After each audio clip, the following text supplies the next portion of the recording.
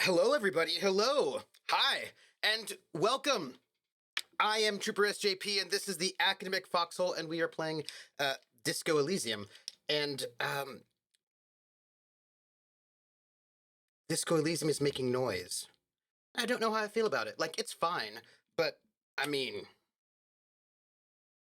I don't need to hear all the Disco Elysium at the moment. It's fine. It will be distracting. How are you all? Hold on. There. How's everyone doing? Mm,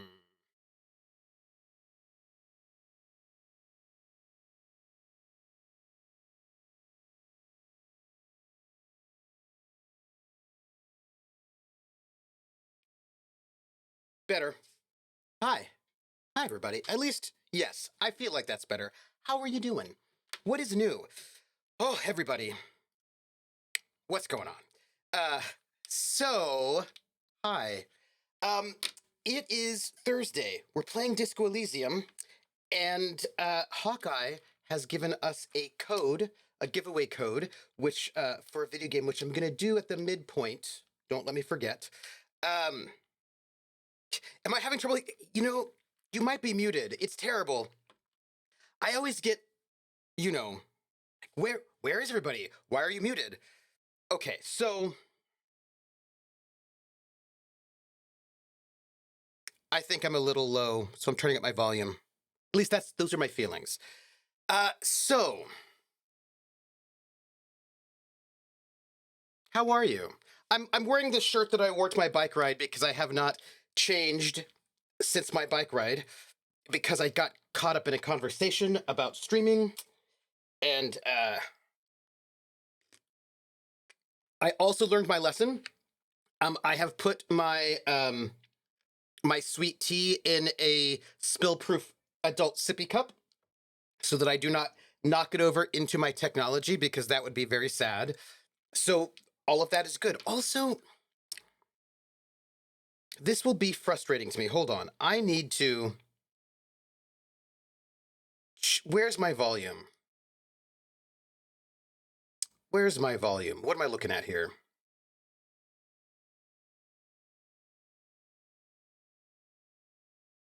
That's better. That will not distract me. Okay, okay. I am back. I'm not distracted by too much sound. Good. Hey, at least your computer hasn't crashed twice. Oh, werewolf. Werewolf. Yes. I don't know what was happening on Tuesday. It was like technology madness the entire time. DSB also needs adult sippy cup. You, hey, look, adult sippy cup is good times. It is good times. You're just like, oh, no ruining of technology.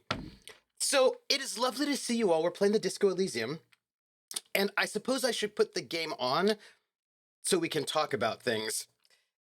Today was a little rough. One of our cats had to go to the vet. Oh no, he's doing all right. He has a blockage and some other issues, so hopefully he'll be able to pass it now that the vet has helped.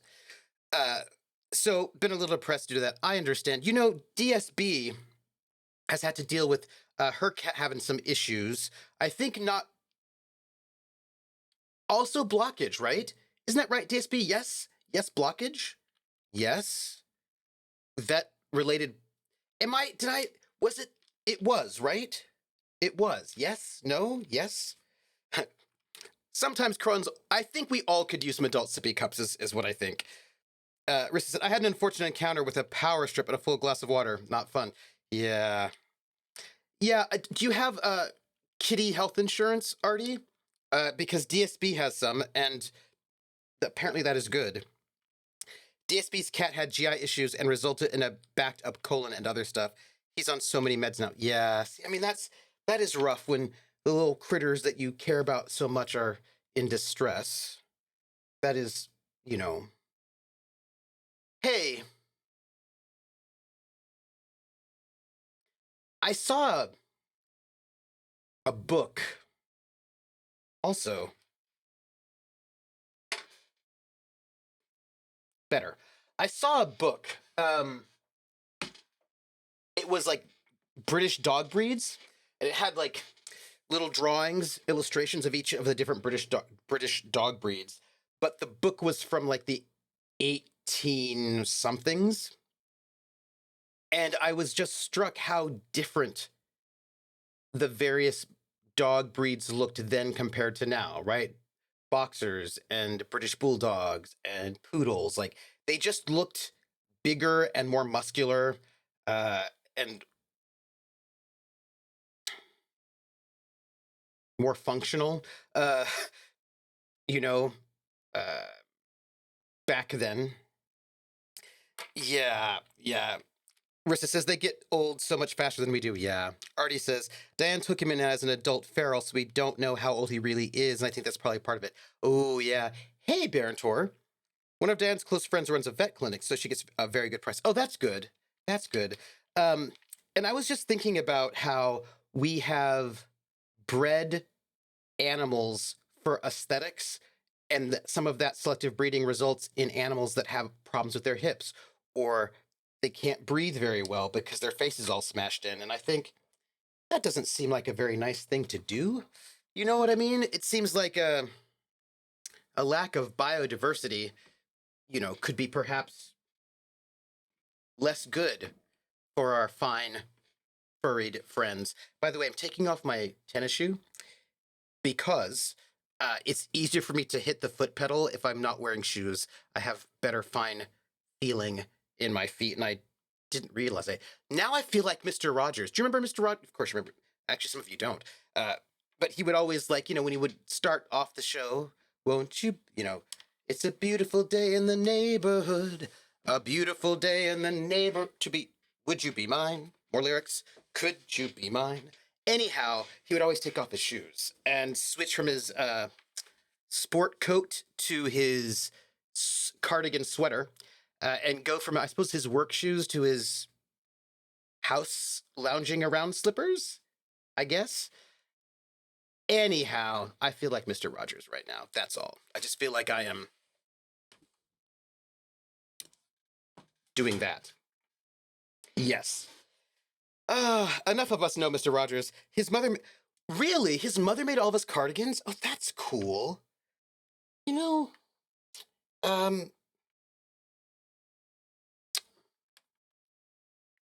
so, hey, Cakebite. There are some breeders now that are trying to help those breeds have a better quality of life. Oh, that's really good to know. It makes me also think about roses, how like American roses don't have a smell anymore.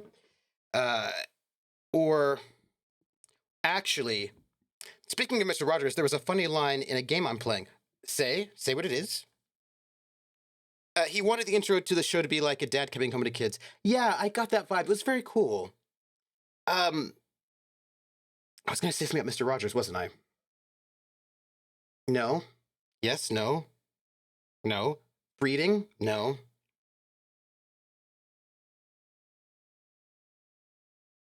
Yes, I remember now. I remember.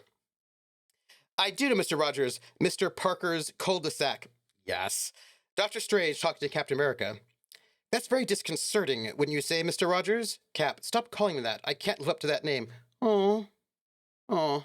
Cakebite says, best version, though, is probably to stop opting into made-up categories in the gene pool. Cakebite, you reminded me what I wanted to say. I was told by Laugh Love Lindy. Laugh Love Lindy told me this. That you know how we have these large mega corporations, these large conglomerates who are agribusiness conglomerates, and they work on genetically engineering food to be more nutritious or to look pretty or whatever they got going on, Um, and I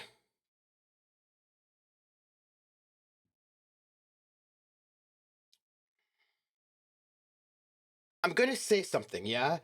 And this is like the nuanced position where some people are like, "Oh, genetically modifying food is bad." And I was like, "Well, we've been sort of doing that all along, right? I mean, we wouldn't have boysenberries or nectarines if we hadn't done that sort of a thing. So it's not like, I mean, as a matter of fact, a lot of the food we eat right now, we wouldn't be able to eat had it not been for farmers over time making corn edible to us, right? So I'm not categorically opposed to working to make food work for us, right? That seems fine. That said, Lindy was telling me that a number of these big agri corporations are making these like more efficient crops, blah blah blah blah, but they're also making it so that the seeds cannot reproduce at all, so that they're like basically barren. So they sell seeds to like developing countries or whatever it is, the countries wherever they are, they make the crops, and then they have to buy the seeds again for the next year, or else they can't grow any more food because the seeds themselves are basically dead. Like they'll give you basically one run of crops and that's it. And genetically engineering food, the seeds of food, so that they cannot grow again, seems like how you get a dystopian post-apocalyptic story. And that just seems really bad, right? Like, could you imagine, like, what if these seeds cannot grow more than once and can ever propagate themselves, crossbred somehow with other things, and then all of a sudden, and I think they have patents, right? I think they have like patents on those seeds or whatever, so like no one else can grow anything on them or something like this. Anyhow, could you like what if they crossbreed with other things and all of a sudden we can't make food anymore? I'm just saying, I just feel like it's a bad idea. That's all I'm saying. It just seems like that's exactly how post-apocalyptic stories start, with something like that. That's all. Uh, or to take over other fields that they can then sue other farmers for using copyrighted strains of wheat or other things. Yes, Artie, that's what I'm talking about. Carlton says, humans have genetically modified the plants and animals we live with our entire existence. Yep. We just use labs and syringes to instead of multiple generations now. Yeah, and I'm not knee-jerk against it, but I don't feel good about the copyright, If I can't make up my own category, I don't want someone else to. Mm. Yep. Yeah, agri companies do in fact make infertile crops. Thank you. Infertile crops. That's what because capitalism is evil. Yep. Yep. It's like a crop DRM. Yes. Yes. That's right. This is what I'm saying. I don't like it. It's Cakebite says it's 1000% dystopian. That's how also just feels super short-sighted, like a bad idea long term.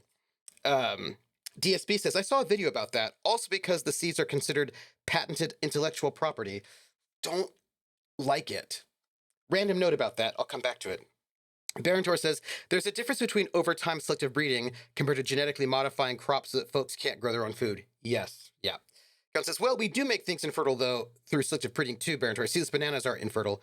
Oh. We don't go crop apples from seeds either. Really? What do we grow them from? What do we grow crop apples from? Look, I just feel like I just worry about the long term viability of our food supplies if we start doing that. Because, okay, so here's the thing, right? Oh, grafts. Leverage did a couple episodes. I don't think I saw those. Grafts. Huh.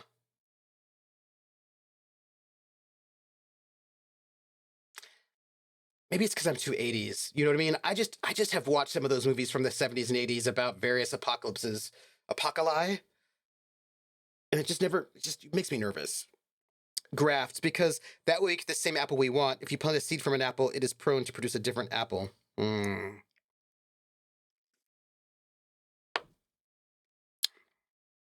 don't like it.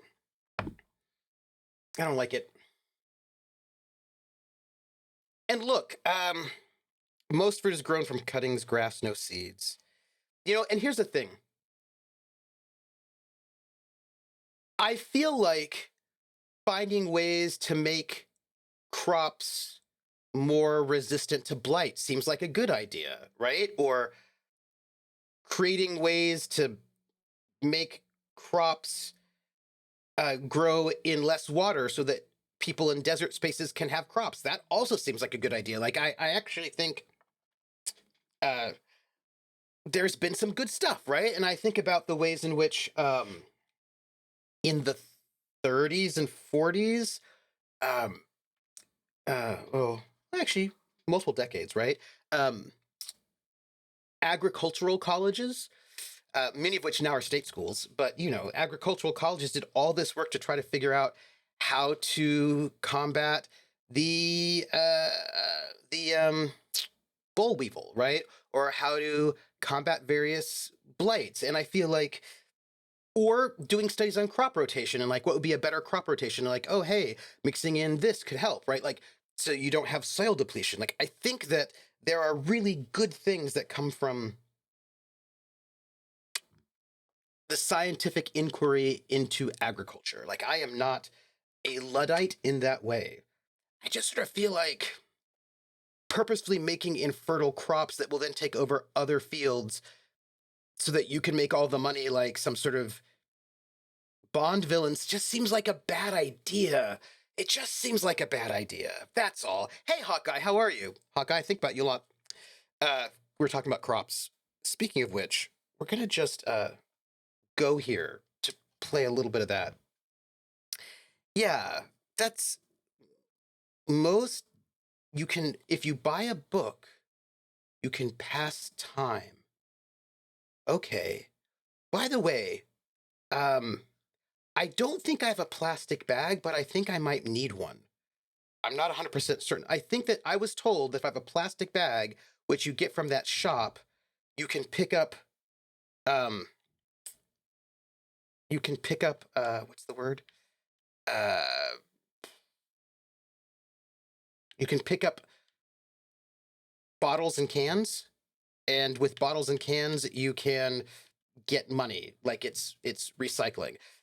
Oh, no, not recycling. Yes, recycling. So I kind of feel like I should go get that. That's a that feels I don't think I've been showing everybody everything. Let me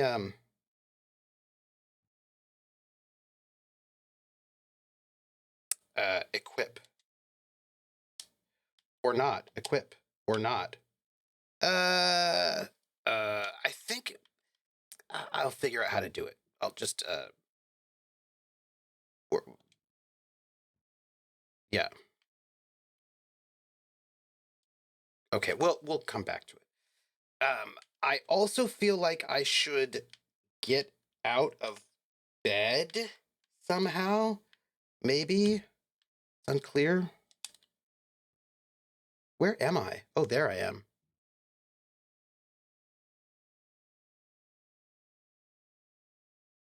Cool. Um, yeah, the university my kids went to, Iowa State, makes a lot in royalties from crop hybrids. Oh, that's interesting.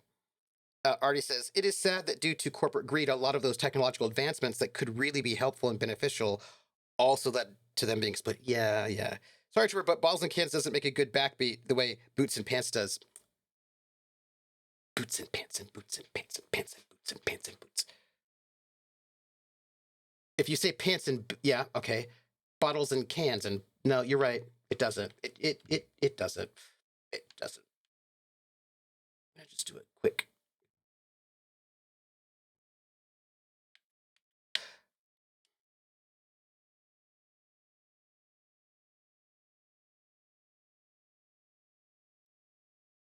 Oh, that's fine.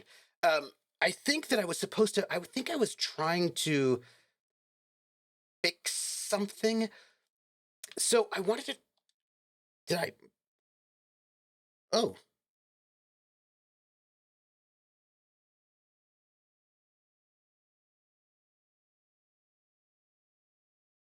let it be for now. Uh, so I wanted to bring up something with you. Oh, I have a lot of things to talk to you guys about. Sorry, y'all about. Cans. Yeah, cans and bottles does work. It's the school that George Washington Carver graduated. Oh, really? Oh, that's cool.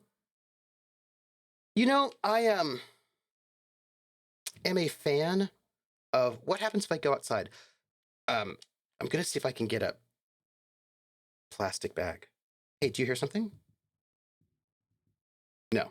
I thought I heard like techno music for a moment, but I didn't. That was Name game. just that was the name game. Come on, everybody. Mm, I said, now let's play a game. I bet you I can make a rhyme out of anybody's name. The first letter of the name, I treat it like it wasn't there. And then a B or an F, or an M will appear. And then I say bo at a B, then I say the name, then banana, fanner, and foe. Then I say the name again with an F, very plain, then a fee, fi, and a mo. And then I say the name again with an M this time, and there isn't any name that I can't rhyme.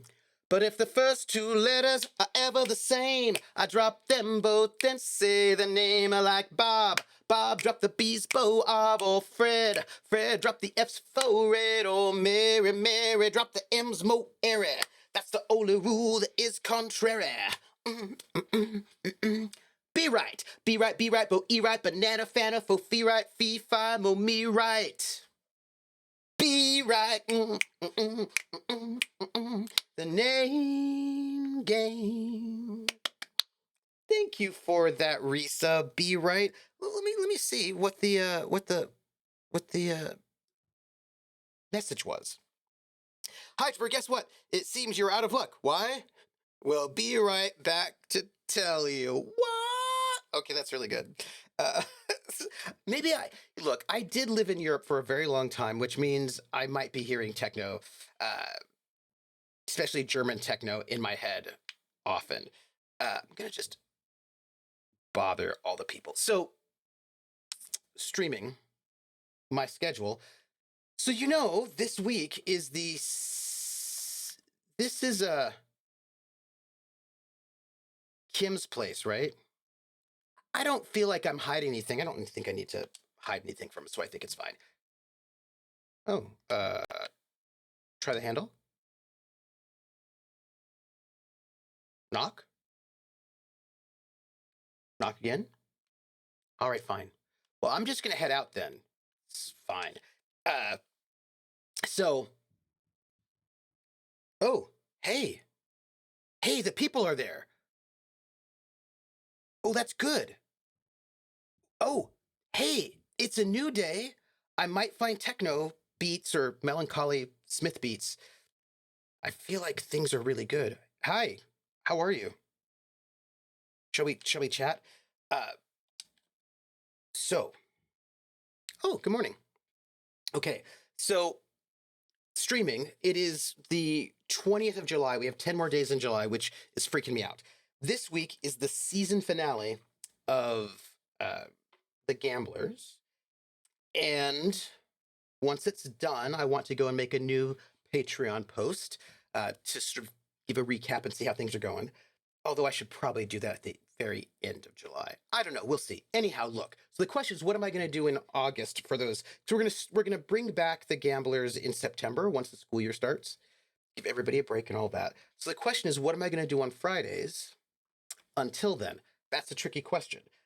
What I'm going to do is do a solo game on the Friday after this one, right? The last Friday in July, because the Friday after that, which is August 3rd or 4th or something like that, one of those, is Gen Con. And I am pretty sure that I am doing remote producing again for Gen Con.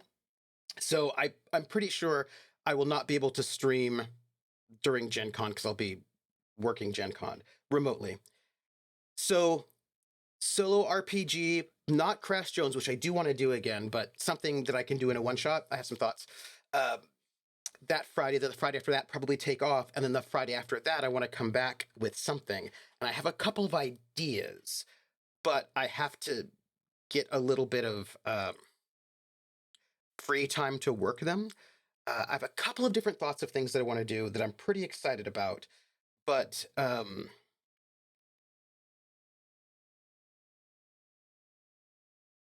need to, I need to get a little bit of extra time. And this weekend, I am GMing the Gamblers on Friday, something offline on Saturday, and something offline on Sunday, as well as having Carousel Court on Sunday. So that's like 4 RPGs in the next 3 days. So I will not have time to work on it until a little bit later. But I think that that'll be pretty, like, I have a couple of thoughts of things I'd like to do in August. I might be able to get 2 things in. We will see. I need to email a couple of people, but I'm kind of excited about it.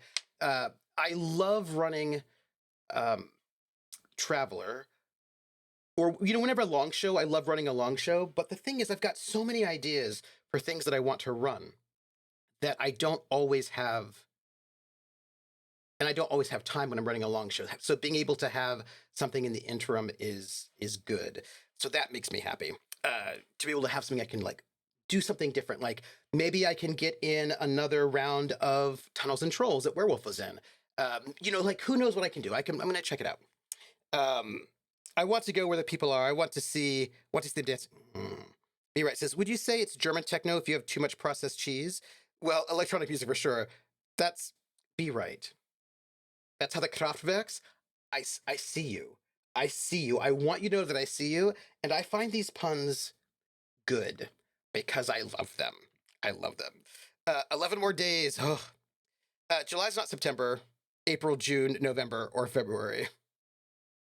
Oh, 11 more days. You're right. Yes. Yes. Hey, okay, so Krellin did the thing. Sorry, Krellin did the thing. I know it from the rhyme that Krellin is alluding to, right? 30 days, half September, April, June, and November, except for February, which has 28 or 29 on a leap year, which is not a really good rhyme. The February part feels a little tacked on, but it's fine. It works. Ugh, says Grinny Weasley. I hate that I'm stuck behind not one ad, but 2. Hey, how are you? Come in. I'm sorry that you're stuck behind an ad. I need to figure out. The worst I've gotten has been 9 at one time.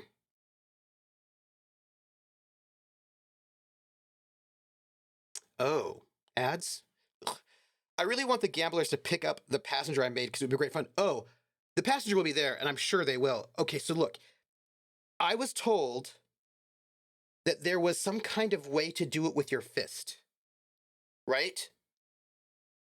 Like there's some kind of way to do the 30 days, half September, April, June, and November. All the rest have 31, except for February, which has 28 and 29. So I feel like there's some kind of way to do it with your. I remember there's a way to do it with your fists, right? Like it has to do with knuckles, but like clearly that can't work. 30 days, half September. Okay, so maybe January, February, March, April, May, June, July, August, September, October, November, December. Does that work?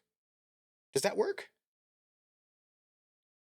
Except for February alone, which has 28 days, is fine, and on a leap year it's 29.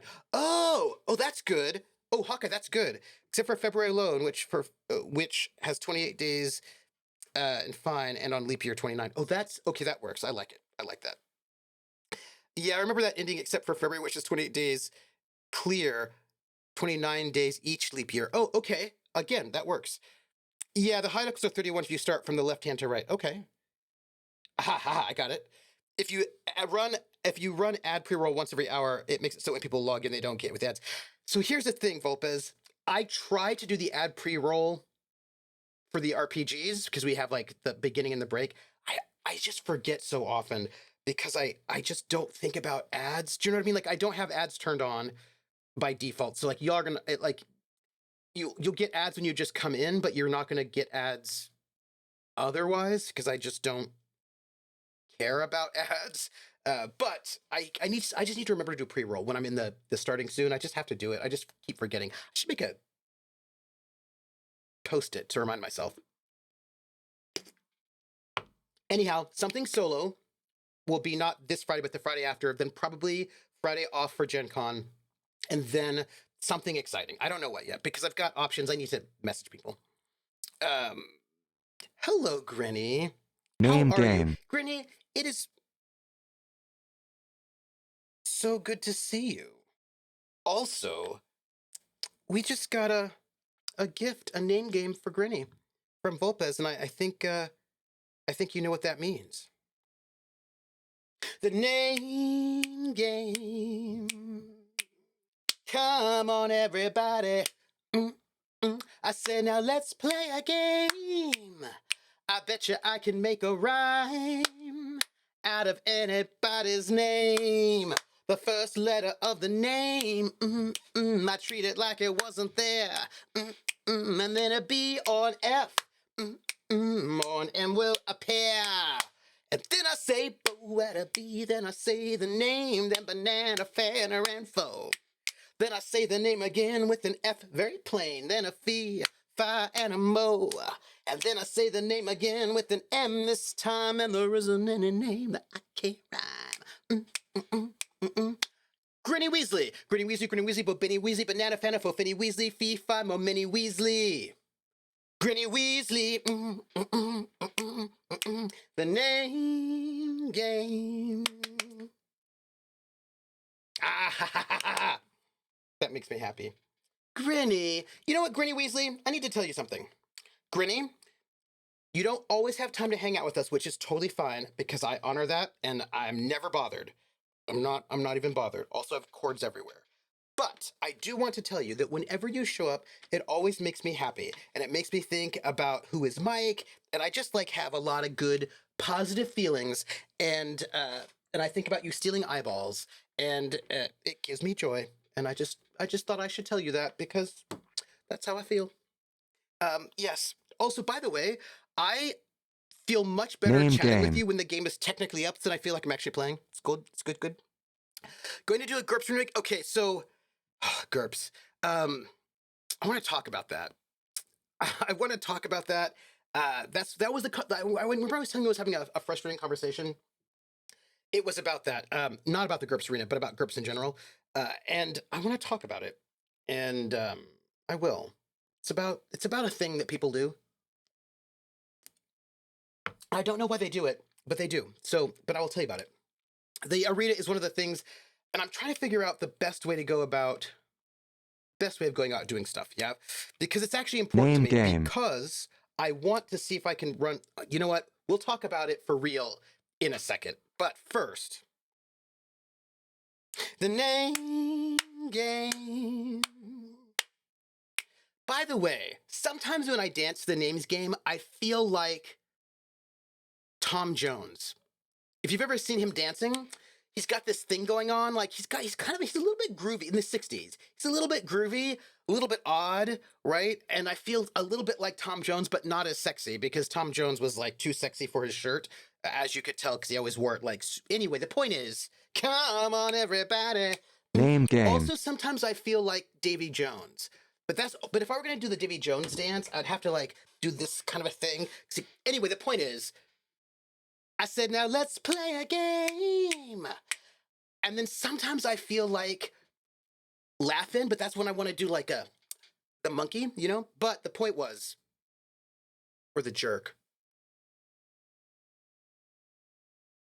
what I wanted to tell you was that I bet you I could make a rhyme out of anybody's name.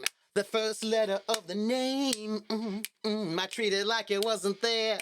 And then a B or an F, on M will appear. And then I say boo at a B, then I say the name, then banana, fanner, and foe. Then I say the name again with an F, very plain. Then a fee, fi, and a mo. And then I say the name again with an M this time, and there isn't any name that I can't rhyme. Faultiel, Faultiel, Faultiel, but Baltiel, banana, fanner, for Faultiel, fee, fi, mo, maltiel. Voltiel,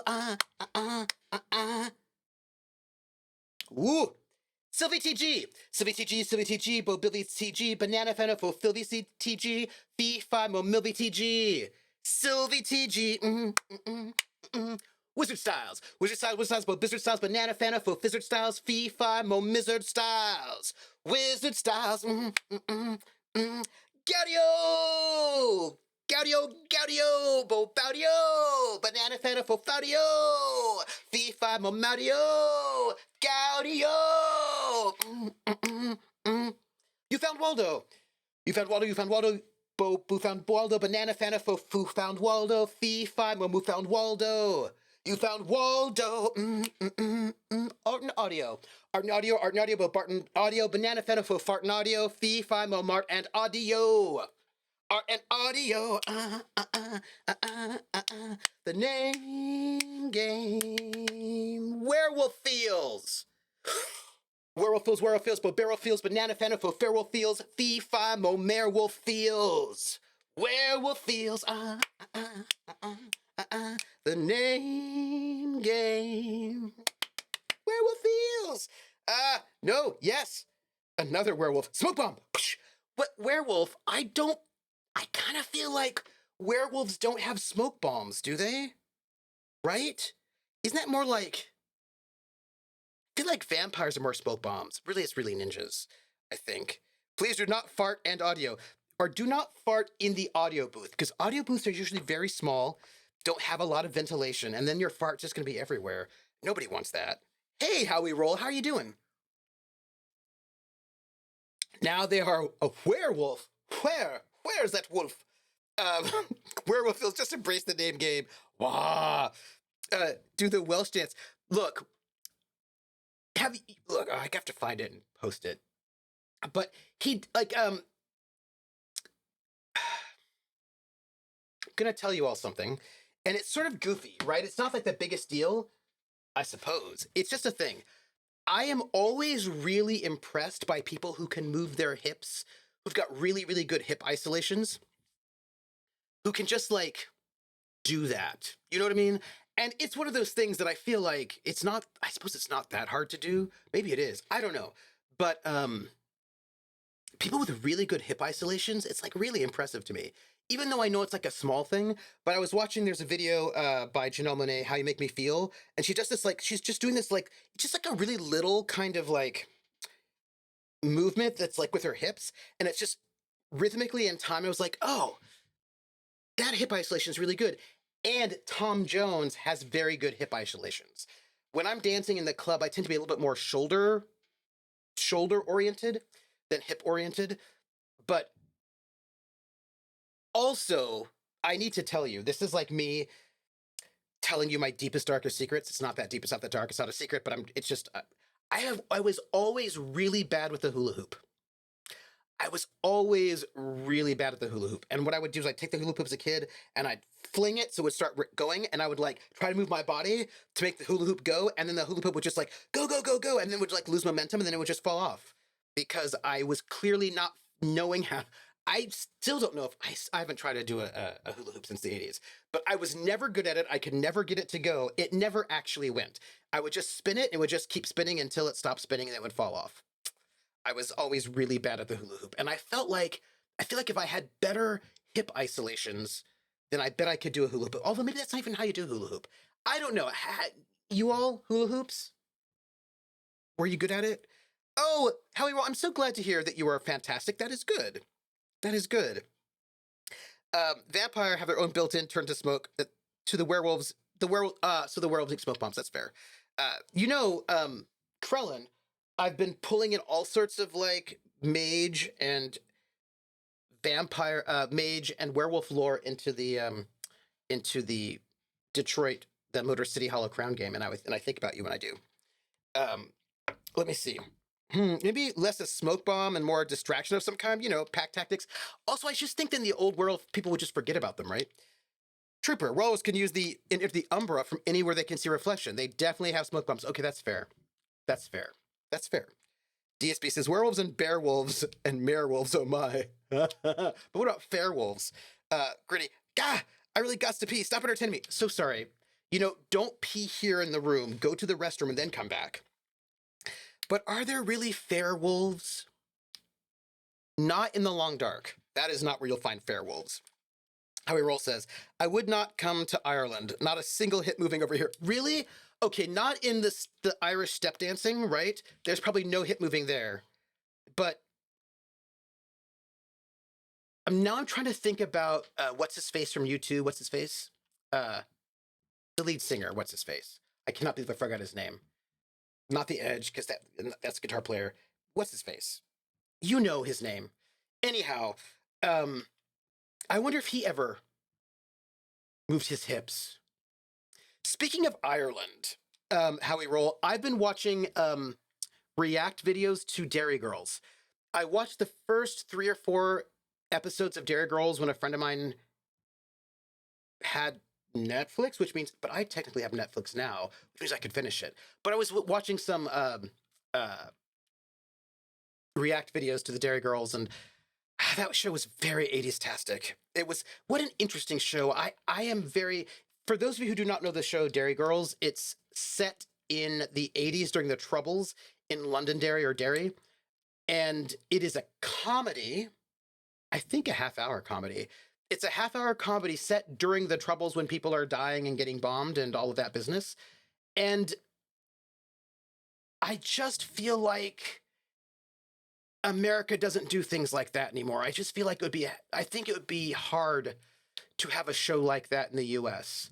I mean, I can't imagine that we would do Hogan's Heroes anymore. I just feel like we're in a different space, at least on mainstream network TV. I feel like maybe you could do that on cable. I don't know. Maybe. Perhaps. Maybe. Let me see. Watching the phone. You can take it to the bathroom much easier. See, yeah. Ressa says, I had noticed that Motor City has a serious problem with every critter under the sun. Hey, all these critters do exist. It's just they're not doing well. You know what I mean?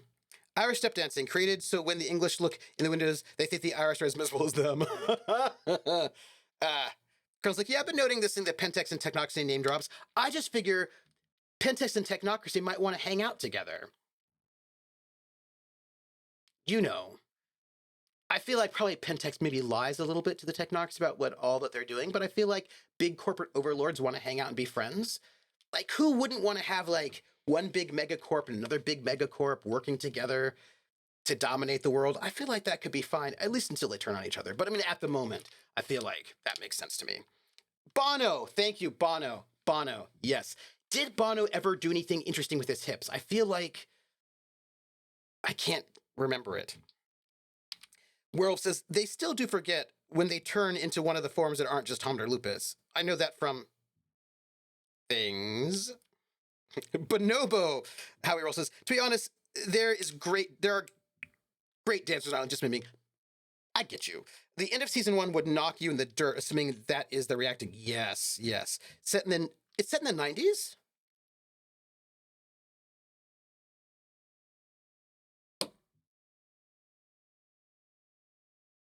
It's set in the 90s? I know that it ends with Clinton, right? But is the first season in the 90s? Everybody just looks so 80s. Everybody looks... Michelle's hair looks really 80s. There's just some really... Although, now that I think about it, to be fair, I happened to catch an episode of Seinfeld, which was from the 90s, right? And Elaine had huge hair. Like her hair was very big. So I suppose 80s big hair kind of lasted into the early 90s, I guess. So yeah, that tracks. Uh, the Troubles, are they in Haven, Maine? Yeah, back in the decade we made condoms illegal. Oh, yeah, that's right. Or said, be right back.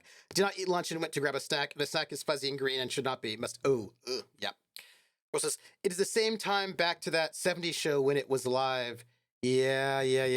Kron says, I also figured that Pentex and the Technocracy wanted to hang out together. I think, now, I am not convinced that that Pentex and the Technocracy would be friends long term. Do you know what I mean? Like, I kind of feel like it's one of the things where they would have common goals for now, but I'm not quite certain that long term they would have common goals. But I feel like we'd find out.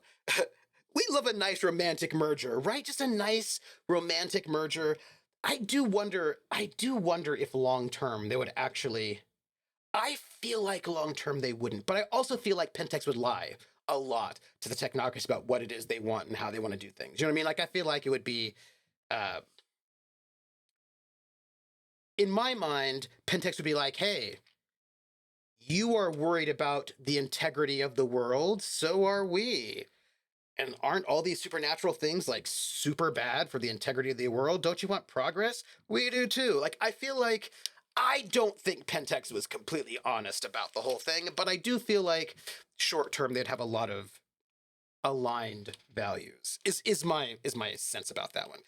So the spot will come in from the suburbs and wash the city with a red rain. Carl says, in fact, in my campaign, the Technocracy Special Process Division, who are part of the Technocracy, through sketchy worm stuff, are Pentex.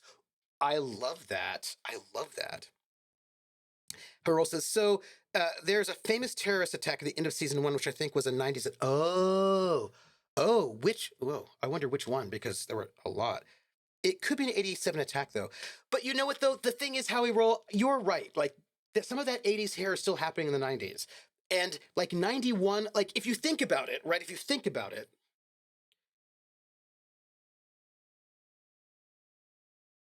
there was a big shift culturally, but that shift didn't really happen until, like, 91, 92. I'm thinking like when grunge comes and like really breaks big, and there's that big shift in the internet, like in the music industry.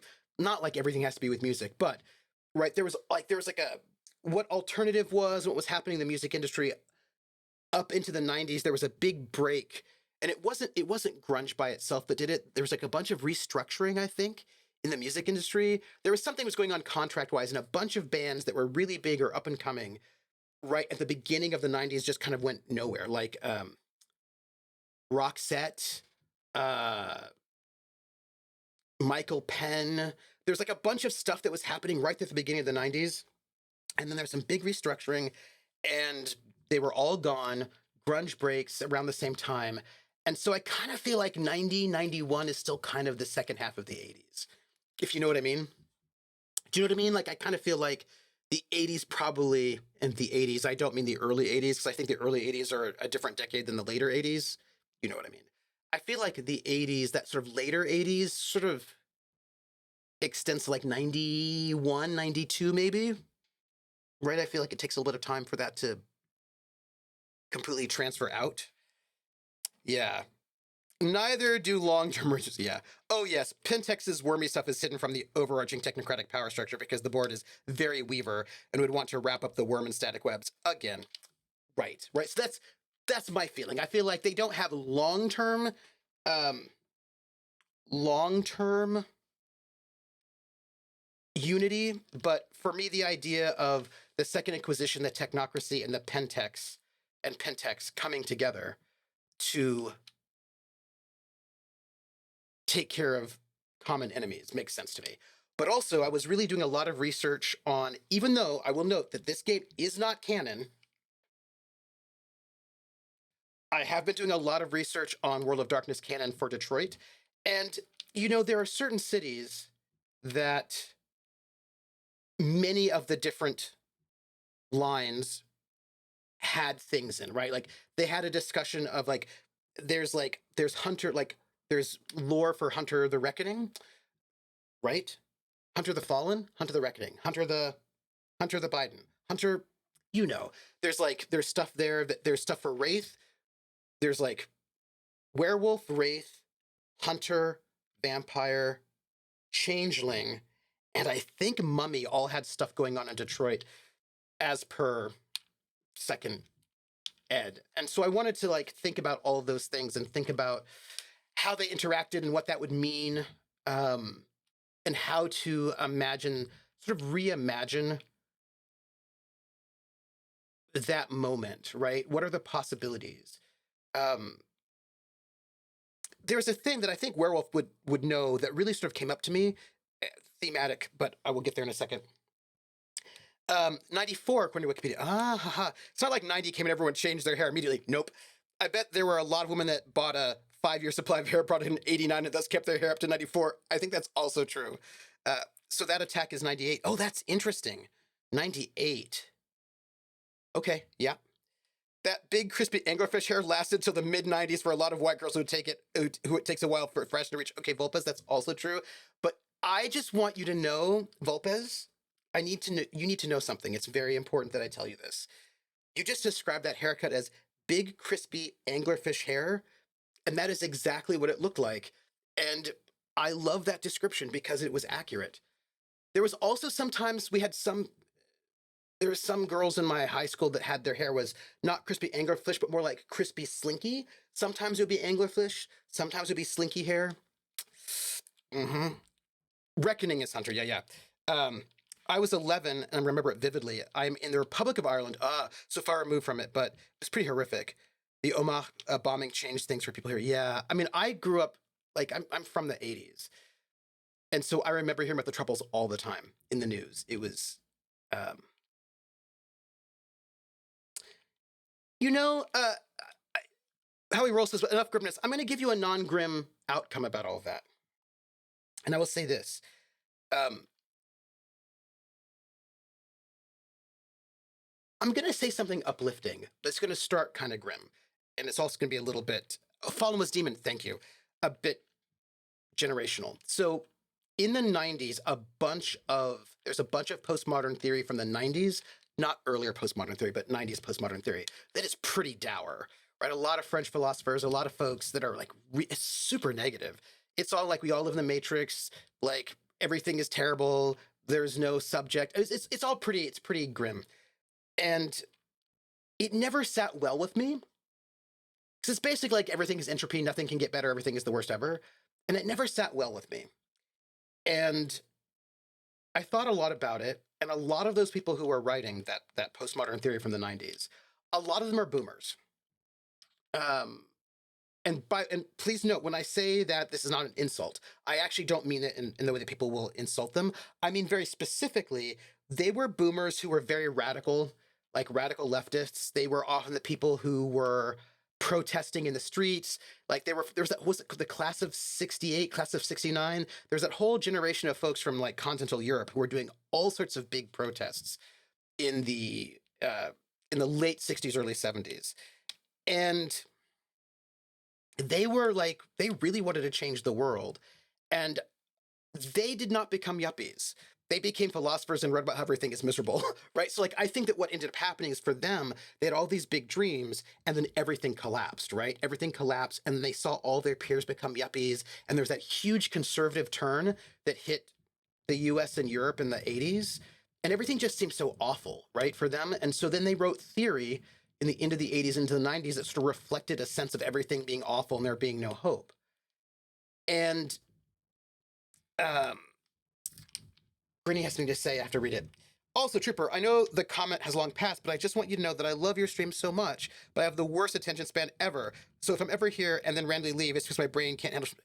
Brittany, it is fine. It is absolutely fine. Whenever you're here, it makes me happy. But you have to do your thing, you know? It is cool. So I'm happy to chat about it if you want. It's more of a buzzkill for these elite people. Yeah.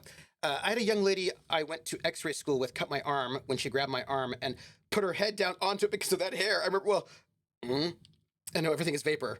Not like this, like this. So I was thinking about this, and I was thinking about, this is like a Gen X thing for a moment, yeah?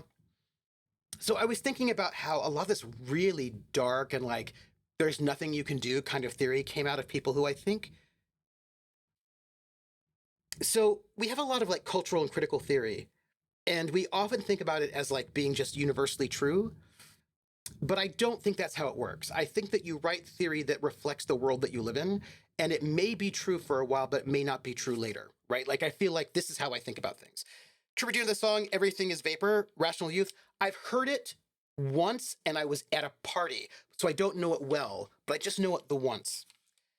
Um, is somewhat the birth of the goth movement. Yeah, yes. So like some of the darkest theory I know, like there's a lot of really, really negative dark theory that came out of the 30s. A bunch of Germans in the 30s wrote a bunch of like mostly German Jews and German communists wrote a bunch of really dark theory about culture in the 1930s. Surprise, surprise.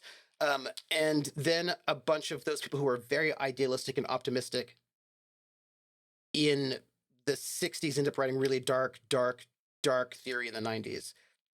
And I have media drop. Oh, thank you. It comes up in heavy rotation. Listen to Pandora. Oh, nice. Um, so here's what I'm thinking. Right, that group in the 30s tended. They were very idealistic because the 20s were like looking really good, and then they got really disappointed and wrote pretty dark theory. That group of the class of '68, I think that's what they called it in Europe. They were very idealistic, and then they got disappointed and wrote really, really dark theory. And game's going very well. So here's what I was thinking. Everyone accused Gen X of being super dark.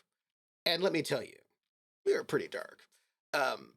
But I have found that we are not so dark as we got older. And there's not a lot of theory coming out of my generation yet. I mean, there's some. And it is less dark. It's true, I have missed a couple streams, but I am gonna, read it. So yes, oh, I'll get there. So the thing is, I actually think that when I think about what it was like being a kid, I just thought we were all going to die in a nuclear war, right? Everything seems so bleak. You had the troubles in Ireland, which there was never going to be any end to that. Like, how could that ever be resolved? Like, kids were being killed. You know what I mean? Like school kids. There were the troubles in Ireland. There was like a hole in the ozone layer. We're all going to die in a nuclear war. Like, just a lot of our media was just a little dark. And like, there's just no future. There's no hope. That was what it was like as a young person. Gen X, we're goth, absolutely. Um, but the thing is, a lot of it is that as Gen X gets older, it doesn't take themselves as seriously anymore. Huck is like, had to pop out for a while into the top secret corners. Oh, nice. See you. We'll see you at CR. But for me, I think that it's something a little bit different. Gen X, Gen X is a little bit tricky because they keep changing the dates for when Gen X is. Some people say 65.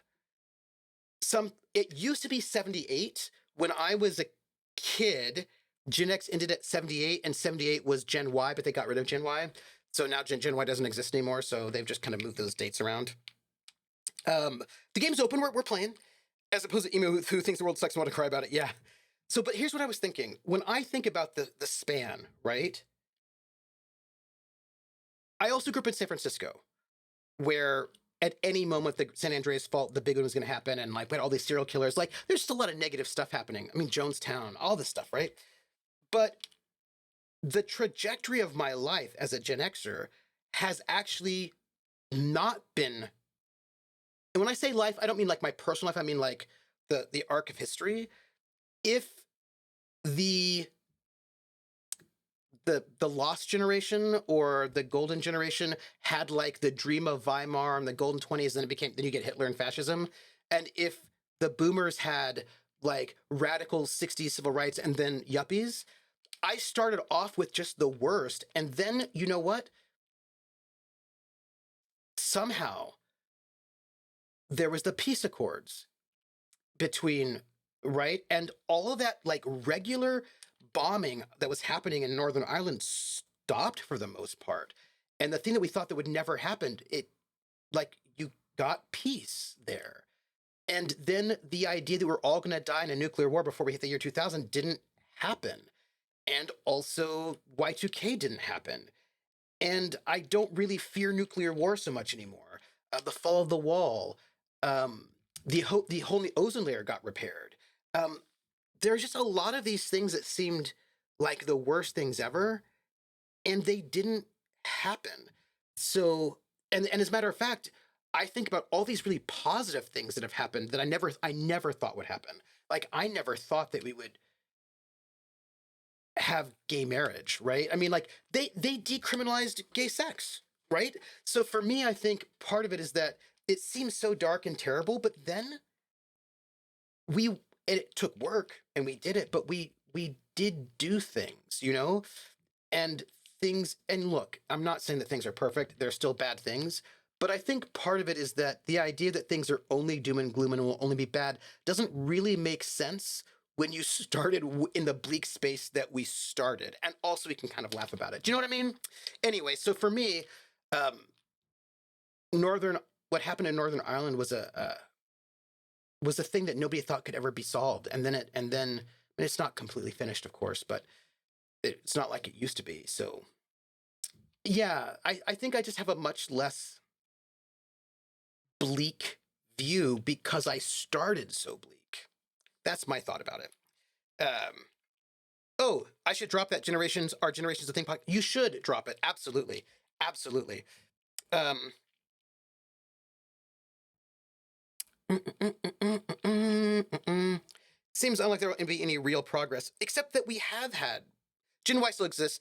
They're just called exennial now. Oh, mm.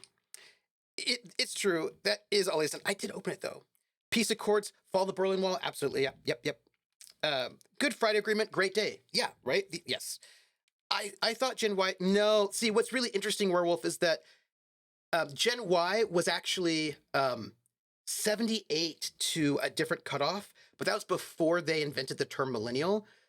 And then they basically redid millennial to start at 80, which left people who were 78 and 79 a little bit lost. And they just then made them part of Gen X, but they weren't originally. I know this because my sister was born in 78 and she was not Gen X. She was Gen Y. And now she's Gen X, which was like weird for her because she's like, meh. But there you go. Yeah. Of course, they changed the dates for Gen X because, as every physicist knows, X is the unknown. Time of gifts. Yeah. Carl says, well, generational lines are fuzzy. Gen Y is the fuzzy line between X and millennial. Yeah. I had a grad student who wrote her thesis on the the gap, like that sort of weird transition between boomers and X, which she called Xbox maybe or Ybox, because she was talking about it was actually a really really good thesis, master's thesis.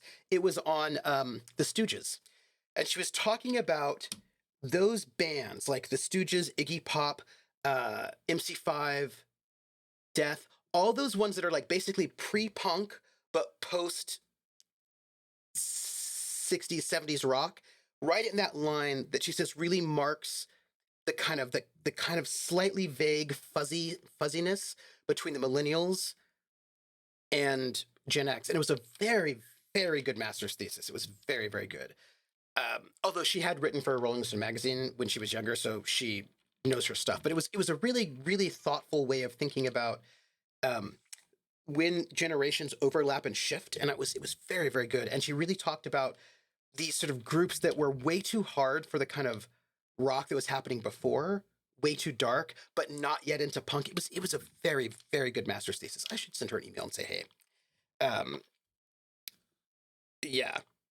Um, Werewolf feels technically yes, but it's the Exennials that remember when they were called Gen Y. Yep. Despite this just in, black men people should lighten up as they get older with skin bleach. Carl says, yeah, the fall of the Berlin Wall, the end of the Cold War, yes, the end of the Troubles, the hole in the ozone. Gen X had a lot of turnarounds on the apocalypse we grew up with. Yeah, and I joke, no, I see it. And I think that, and look, things have also gotten worse again, right? But I think that seeing progress gives a slightly different perspective. The other thing I want to say is I read a really interesting article about Gen X. And we can think about generations. I'm saying generations, but I want to say probably a bit more zeitgeist, you know? Oh, okay. Uh what do you mean rowdy?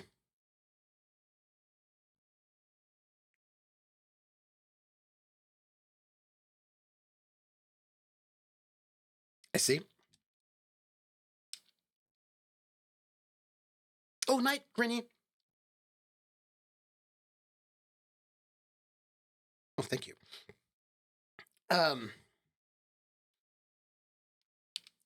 Artie says, if there was a nuclear war, I hope we live near the impact site on one of them so that's over and done with quickly. Yeah.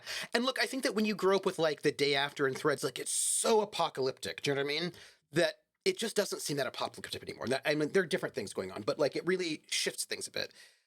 Carlin says, there were new apocalypses, of course, but an apocalypse you meet as an adult hits you different from an apocalypse you meet as a child. Yes. Um, Also, right, my lovely, says Grinny, my tiny attention span and waking up at 5 this morning. Ooh, 5? Ooh, kicked in. I'm off to read web comments and pass out. Go to sleep. Um, Move near a military base. Yep. Um, so, Larry Mo Iggy. Mm-hmm. Pre-punk, post-hippie, yes, Curlin, right? And it was a very thoughtful master's thesis on that moment. Um, don't forget AIDS. So, yes, AIDS, famine in Africa. Right. Oh my gosh, right? All these things that have these sort of turnarounds in interesting ways. I've never cared about what group I am or paid any attention to. I was born in 80. Yeah, AIDS treatment into apartheid. Into apartheid. Oh my gosh. There are a lot of upticks for Gen X. Yeah. Yes. Volpus says, I'm set here close to DC between NSA and NASA. Yep. Yep. Mm-hmm. Duck and cover. And I was thinking about this. There's another thing that I think. By the way, this is just a thought that I have right now because I care about you all. You're giving me inspiration. I read this article that was really interesting, and it was about Gen X, and it was about how one of the main critiques of Gen X was that we were nihilistic and didn't care about anything and didn't do anything. By the way, that was said by the boomers who said the same thing about millennials. It's tiring. That like we're apathetic and apolitical and we don't do anything. That we're basically just kind of slackers who do nothing and don't care about anything. Carlin says, I live near one of the largest US nuclear arsenals. We'll always be a first strike target, and I'm sure we still are. Yeah. But the article that I read said that actually just isn't true about Gen X at all, that Gen X has done a lot of politics. It's just that Gen X's way of doing politics was different. They talked about Gen X as being very much part of the think global, act local, sort of like really that was like one of the hallmarks of Gen X, right? A lot of like um, local activism, recycling being really big for us, just a bunch of things that are very sort of like local with a bigger mindset. And I think that it's easier to see progress when you're working local. And so I think that a lot of local work has made things seem less bleak. Yeah, Gen X was a lot of grassroots activism, a lot of grassroots activism. Yeah. Um, isn't it the greatest gen that pushed nihilism onto Gen X? Boomers. Greatest gen is the generation before them. Yeah. And so I think that so for me, I'm thinking about zeitgeist, right?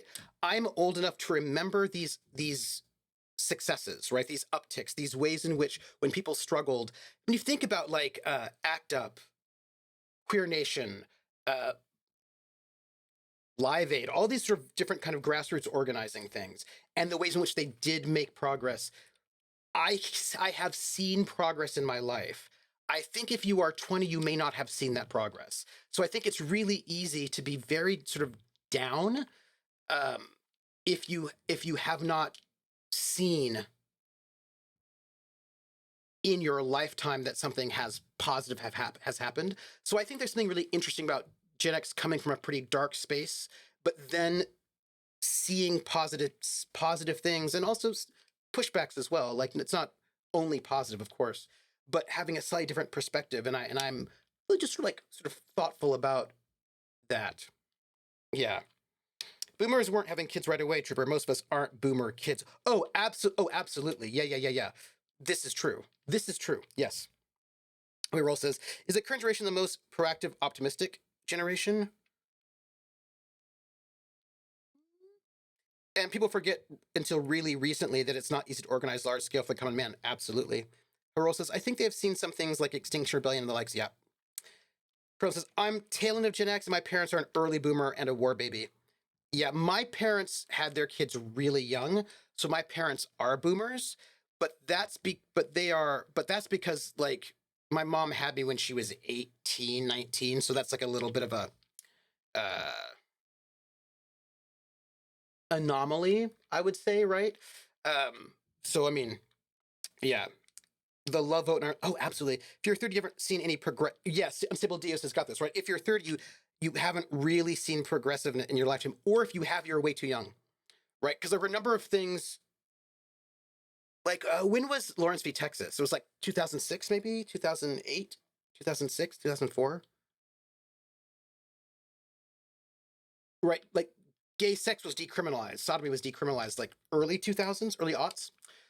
But if you are 20 or even 30, you probably will not really remember that because that is like a little bit too early for you. And so I think that's part of it, right? I think that, and 2003, thank you, Carlin. So I think that there's some things that are like progress, but you can't see it. You know what I mean? And and I will just say to think about generations for a moment. I kind of think a little bit more about zeitgeist than I do about generations, and I think that so Krellin, to say something about you about Greatest Generation, actually, Jer, um, Strauss and Howe argued that people do not rebel against their parents; they rebel against the generation before them because that's the generation that's in power. And I think that does make a lot of sense, generally speaking, except um, Gen X isn't actually in power. So I think that it makes sense that people are still like Gen Z is still upset with the boomers because they actually haven't let go of the reins of power yet. So that kind of makes sense to me. I saw a post on Reddit. There's a you know when you're like on Reddit, you find like new and random Reddits, and I found one a Gen X Reddit, like Gen X, and there was a post on it. It was like, "Hey, Gen X, I'm Gen Z, and I just want to say I think you guys are really cool." And I was like, "Oh," and then I read all the responses, and all the responses were like, "I'm Gen X. Hey, Gen Z, we think you're cool too." And it was just this like love fest between Gen X and Gen Z, and I was like, "That is so wholesome. That is so nice." Um, hey, that's cool. You know what I mean? I was just feeling kind of like how nice to see some very sort of like some love going back. But I think it's also easy because like Gen X is not in power. Uh, yeah. I know both Stacy and I had parents in their late teens. Mine married at 1920. My mom was 20, which, yeah. Howie Roll says, I think that is very regional. I'm 35. Divorce was made legal. Oh, yeah. Condoms, gay sex, gay marriage. Churches lost its power here. Education shut up here. Country went from primary agriculture to massive modern society. Manufacturing. Oh, but you know how we roll? All in time. But I think that is, it is absolutely regional. And I think about the way in which Ireland had that. Was it the Celtic Tiger? Like, like after the Good Friday Accords, right? Like, really, Ireland just like took off. It's funny what happens when you're not being like massively oppressed as a country. What happens, that the ways in which you can come out of that in these really interesting ways. And so I think that's like, yeah. Well, my parents are rich white people. They rich who generally had kids later. That's true, actually. Gen X will never be the gen in power, honestly. Yeah, the Celtic Tiger is wild. And it's, Jer says Gen X will never be the gen in power. And I think it's really fascinating, right? I think about how we've had, uh, Carl says, it's true. We're too small of a generation, coupled with the fact that boomers are the first generation to keep as healthy and active into their 70s and 80s as they are. Yep. They'll have to die. And when they do, millennials are ready to step in. Absolutely. But it's also interesting because if you think, again, I'm not saying that Strauss and Howe are 100% perfect, right? Or that they're 100% right. But I do think that sometimes it's just interesting to think about. And their basic argument, right, is that in the US, there are basically four generational types that recycle over and over again. And there are these two large generations that tend to occur or tend to have these really big, massive things happening and are very sort of large population, big, flashy. And then you have these two other generations that are much smaller and often forgotten, but do a lot of work. So, right, when they were writing, the millennials had not been a thing yet, but they were like, okay, greatest generation, one of the big ones, in tension with the boomers, right? The silent generation is one of these middle ones that are kind of forgotten. Gen X, one of these ones that are forgotten. The lost generation of the 20s, one of the ones forgotten, right? So you've got this. So they're talking about it. And what's really interesting is that I think only one person, I think we've only had one president, US president from the silent generation, that was Carter. I think Carter was the only one from that middle generation. All the rest have been basically greatest generation, greatest generation, greatest generation, greatest generation, greatest generation. One silent, more greatest generation, and then the switch over to the boomers. and then it's been like all boomers. Uh, there will be some Gen Xers in power, but Gen X will never be the generation like boomers. Absolutely, yeah. And I think a lot of our tech bros are actually millennials. Like, uh, what's his face from Facebook? What's his face? Older millennials, like what's his face? You know. Anyway, was Obama a Gen Xer? He's either an Xer or he's a cusp, right? Zuckerbot, thank you. Yes, Zuckerberg. I'm sorry, I forgot his name because what is wrong with me? So I feel like Obama was either a Gen X. When was he born? He was born 61, so he's a cusper. Yep, yep. Uh, Biden's a word so closer to silent than boomer. Oh, interesting, interesting, interesting. Yeah, he's a cusp. So I think it's very possible. And like we went back to right, so I think it's very possible that we just will either get no Gen X presidents or one and that's it, right? Like I think that's very possible that that's what we've got, And is it about population? Sure, but I also, look, I don't know if Strauss and Howe. It's a theory, right? That the ways in which sort of tensions work that way. I thought it was interesting. For the record, FTR. Joe Biden is a war baby, so closer to son than boomer. Mm-hmm. Trump is a very early boomer, 46. Yeah. So I just think it's interesting. And I would not be surprised if either we have no Gen X presidents or we only have one, Which, I just saw a really interesting infographic that did include Gen X and it was about wealth. And it had silent generation, boomers, Gen X, millennials, and Gen Z. And it showed that basically the boomers have all the wealth, like by a lot. And then Gen X, of course, huge drop. And then millennials less, and then Z less. But also the silent generation also does not have that much wealth, right? So it was just interesting. I was like, oh, hey, they included us. And I do appreciate that they point out that like it's not just millennials and younger who are like, I don't know if I'll ever be able to buy a house. You know what I mean? Because it wasn't happening. I'm just saying I feel a lot of solidarity with millennials and Gen Z. I do. I feel a lot of solidarity with them, mostly because some of the things that like boomers say about millennials are the same things that were said about us. So I was like, whatever. So like, I feel a lot of solidarity. They may not always feel solidarity with us, but I feel solidarity with them. Kamala Harris is a cusp. Oh, that's interesting. Oh, interesting. I'm fascinated to see how this goes. Let's see. We do need to talk to them. That's 100% true. By the way, y'all are making me feel much, much better. Are these the men Gart told us about yesterday? Oh.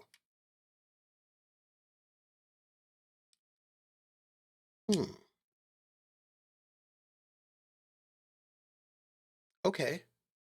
Yeah, let's roll. Yes?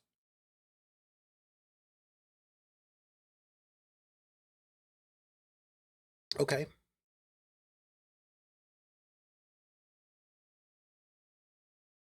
Okay.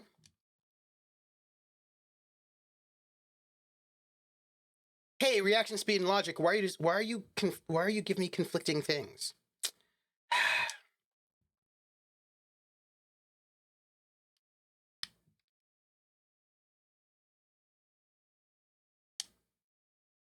Look, we're playing the game. I think we should talk to this lovely lady here and then also just talk about generational politics. No game only chat. Zuckerberg is a late Musk is Gen X. Oh, interesting. Bezos is the same age as Harris. Zuckerberg is a late millennial, but a lot of his contemporaries like Gates, Jobs, Bezos are boomer. Oh, that's interesting. No game, only chat. Tripper, frustrating conversation. Oh yeah, I got to talk about that. Yeah, yeah. So I think that there's, but, all right. So here's the thing I wanted to say about generations for a moment. I do think there are zeitgeist things. I think people map that onto generations a little bit too easily. I don't think that it's true that everybody from X generation is like Y. You know what I mean? Like, I don't think it's like a horoscope or something. But I will say that I do think that there are world events that happen, right, in a zeitgeist that impact people. I think it makes a difference if you are 10 or 11 when 9/11 happens, or if you're 30 when 9/11 happens, or 40. I think it makes a difference if you lived through the fall of the wall or if you didn't, and how old you were when that happened. So I don't think it's a one to one. And I think there are a lot of factors that can complicate an easy generational story. Um, I kind of want to play the new game, My Friendly Neighborhood. Think Sesame Street, Muppets meet Resident Evil. Ooh, that seems fun. I also think a thing that will impact a person's like sort of generational culture involves how old your parents are and if you have older siblings or not. Right? So I think about, for example, like my parents were young. They were baby boomers, but I know a lot of people whose parents are basically who did not have them until they were 40 or sometimes 50. Like I knew people my age whose parents lived through the Great Depression and they had a different upbringing than I did. Do you know what I mean? Like they had a different uh because their parents were basically, I can't remember what you call that generation, but they were, you know, depression babies in various ways, right? That impacted their cultural touchstones quite a lot. And people and my sister was very impacted by the fact that she had an older sibling, right? And that impacted my sister quite a lot. So I think that it's I just don't you can't be I think it's nuanced. I don't think it can be too black and white about it. I think there are a lot of things uh to take into account. Um Not just, you know, how old your parents were, not just if you have older siblings or not, but also like where in the country you grew up, which country you grew up in. So I don't think it's easy, but I do think there are larger zeitgeist things that can impact people, if that makes any sense, right? I just don't think you just can't be like, well, if you're a millennial, you must love avocado toast or whatever. Cause like, whatever. What does that mean? That's all. Trooper has spent 2 years playing the Outer Worlds. He doesn't play games. I totally play games. It's like seeing everyone from the US accent. Yes. And the thing is, right, Artie, that is correct. Not everybody in the US thinks and acts the same way. However, there are commonalities between people who grew up in the US that they may not even realize. I think that's the thing. It's basically both and, right? Absolutely not everybody in the US thinks the same way. But I will say that when I went to Europe, as a person who did not think that I thought like this, like your average American, and who people who like to top up the average Americans like would never include me in that. I went to Europe and I was like, oh, got it, right? Like I didn't even realize the ways in which there are these like, and it wasn't big stuff, right? It was all these little things that marked me as an American that I didn't even realize I had in common with other Americans. And they were just very, very small things, but they would surprise you, you know? Um, Howard was like, I do love avocado toast. Guilty. School shootings affects you. Well, yeah. And of course, we didn't really have a lot of school shootings when I was growing up. So that changes things again, right? Um, Change gears and talk about first. Okay. We have fast food everywhere. Yeah. Tell a liberal American your police don't have any weapons. It blows their minds. Not to mind. Yeah. Right. Exactly. Yeah. My parents on paper were true boomers. 40 dad, 45 mom, but they were true hippies. Coffee house innocence. Yeah. But that's the thing, right, Volpez? Hippies were boomers, right? Like that the baby boom generation had a wide spectrum of folks. Oh, and we sometimes forget that. I think we do a disservice by not recognizing the diversity within like a space. Like that space may have things in common. Like most of the boomers I know have who are Americans have feelings about Kennedy in ways that I just don't, because I was not alive for that. But at the same time, they don't all have the same feelings about Kennedy. You know what I mean? Like just to be able to allow to recognize that there are these commonalities that come from a place like Ireland was a very Catholic country, and that's going to make whether you're Catholic or not, that's going to give you some kinds of things that will sort of like speak to your experience, or you know, at the same time, uh, if I imagine if you grew up in the Soviet Union, there'd be some things that are going to hit you that would not hit other folks because of just economics and then time and you know what I mean. I think to reuse this game simply as a delivers for conversations. Um, I do like to play.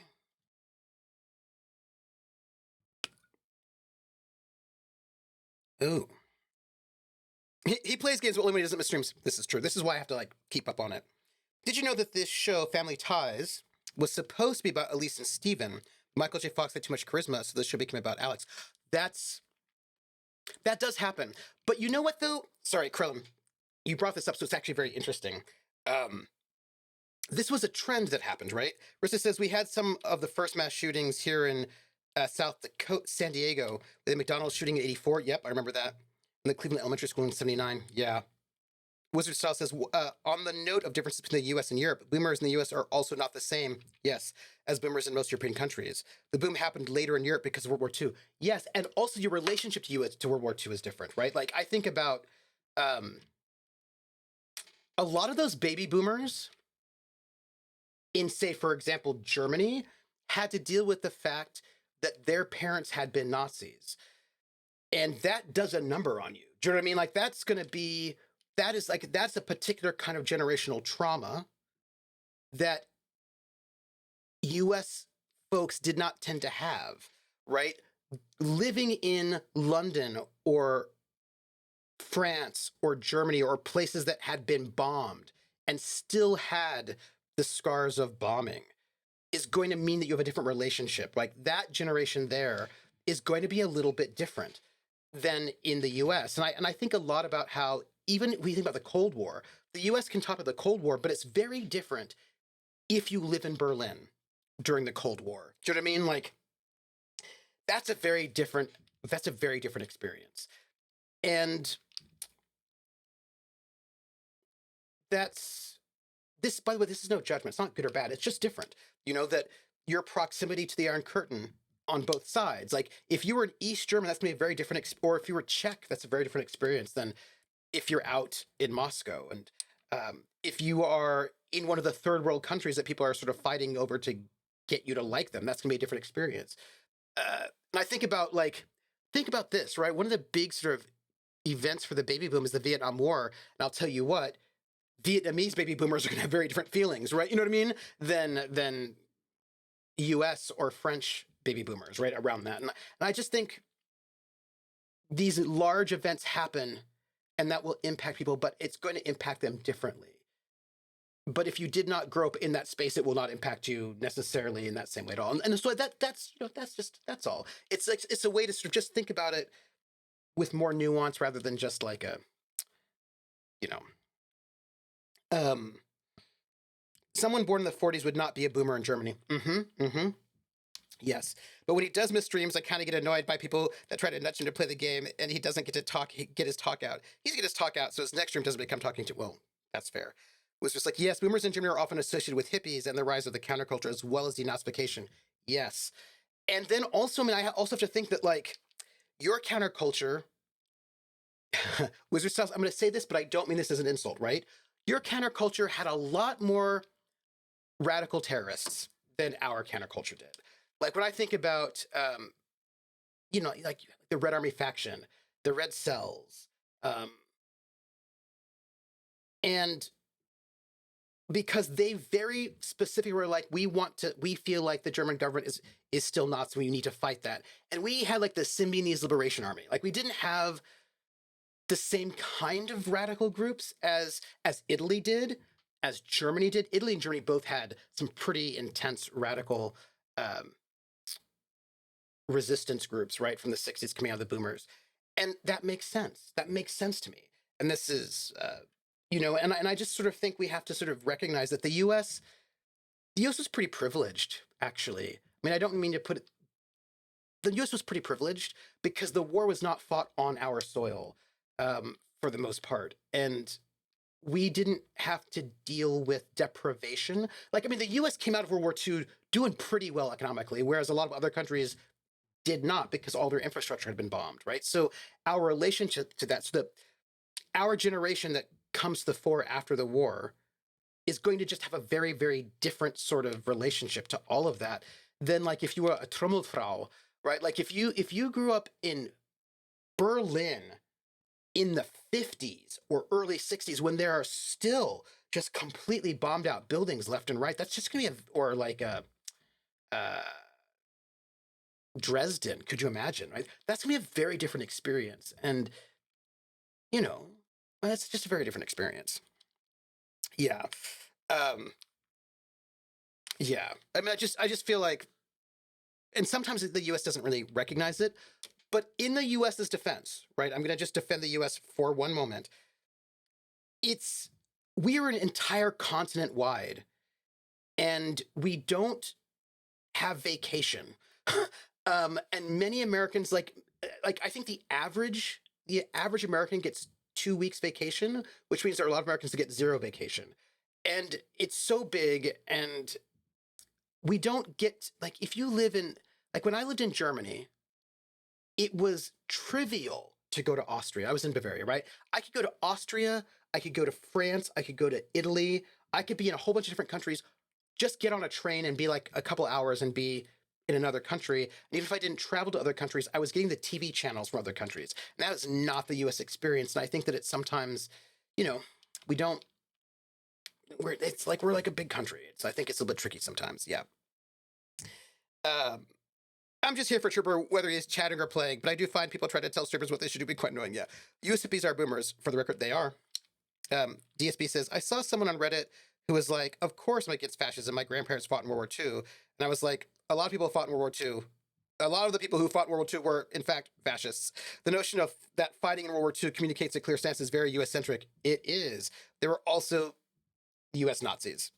Wizard says, but that is even different in Western Germany compared to Eastern Germany. Absolutely. A lot of the public discourse around Nazis that's still in power did not happen in the East. Yep. Yep. All we need is a dedicated talking stream. Yeah. Yeah, that argument doesn't fly in Italy, where Mussolini's granddaughter is literally a fascist in their parliament. Yep. Yep. What if you tear up draft cards? Says Vulpus. Yeah, and Jer says, I've been thinking about the Czech Republic and how it was formed primarily so Germany could have more room for camps and how that affected their thought process. Yeah, right. Think about all that. But I keep booking more RPGs instead. I'll get there. Versus, I only nagging about playing the game because he has specifically said in the past that streaming is the only way he makes time to play video games. This is also true. I recognize that when he hasn't had a non-RPG stream in a while, he needs to get his talk on. I need to do both. I think your groups weren't terrorists. Not in the same way. A lot of cults popped up, though. Yes, we did have a lot of cults. We had a lot of cults and a lot of serial killers. We had a lot of cults. But that, yes, yes, yes, yes, yes. Yeah, but we also had terrorists that were largely black, other POC. Yes. Yes. And they didn't tend to run around like hijacking planes. Like, it's not, they were called terrorists, but they were not the same, you know? So can we make an analysis of current events RPG? A one-player RPG playing an interviewed sociologist? Maybe. That might work. Figure this sat will be low on gameplay after the last Traveler stream for a bit. Oh, we'll see. Yeah, even if it's stream on Saturday, I find it unlikely. Charlie Manson, I hope we'll see. Because I'm also GMing a game on Saturday. We'll see. But we'll see. If I can get my bike ride in early on Saturday, then yes. Black Panthers certainly considered terrorists. Oh, they were considered terrorists, but there's a bit of a difference between, and I don't mean this in this, by the way, this is no judgment, right? This is not a judgment. There's a difference between the Baader Meinhof group and the Black Panthers. That's what I'm saying.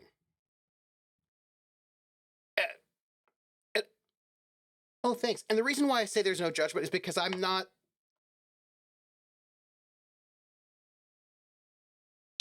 condemning the Red Army faction. I did not live there. I did not live through that time. I cannot really say what I would do had I been a college student in Berlin, right, when Benno Onssorg was shot and killed by the police. I really cannot say what I would do at the time. So I'm like a little, about it. So this is not me saying that the one was better than the other. Just knowing that they were different. The Young Lords, yeah. If he has a lot of stream stuff on the weekend, he's probably gonna be very busy. Yeah. Yep, the Young Lords. That's right. That's right. Trooper communist confirmed. Spy Red Shirt just saying, hey. Let's see. Good day, ma'am. Everything all right?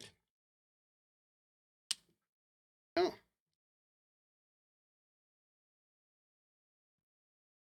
Are you friend computer?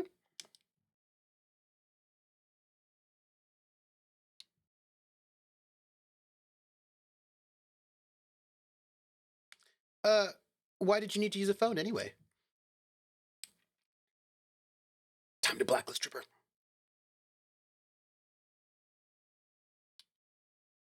Oh. Well, that's distressing. Oh.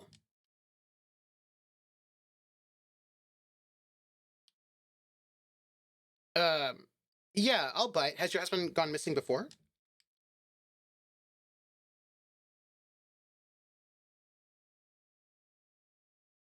Hmm.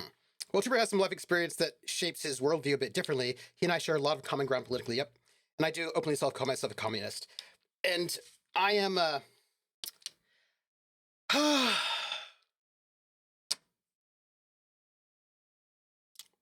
think it's tricky for me. Um, because I want to see practically how it's going to work out. And, it's, I'm a registered member of the Party for Social. Hey, that's awesome, actually. I think that's very cool. I think about being careful about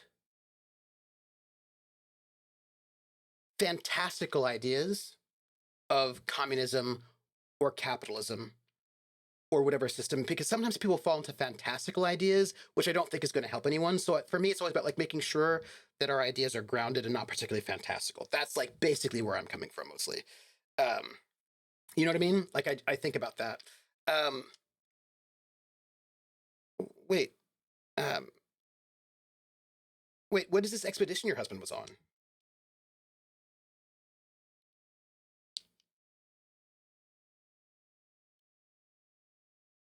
Hmm.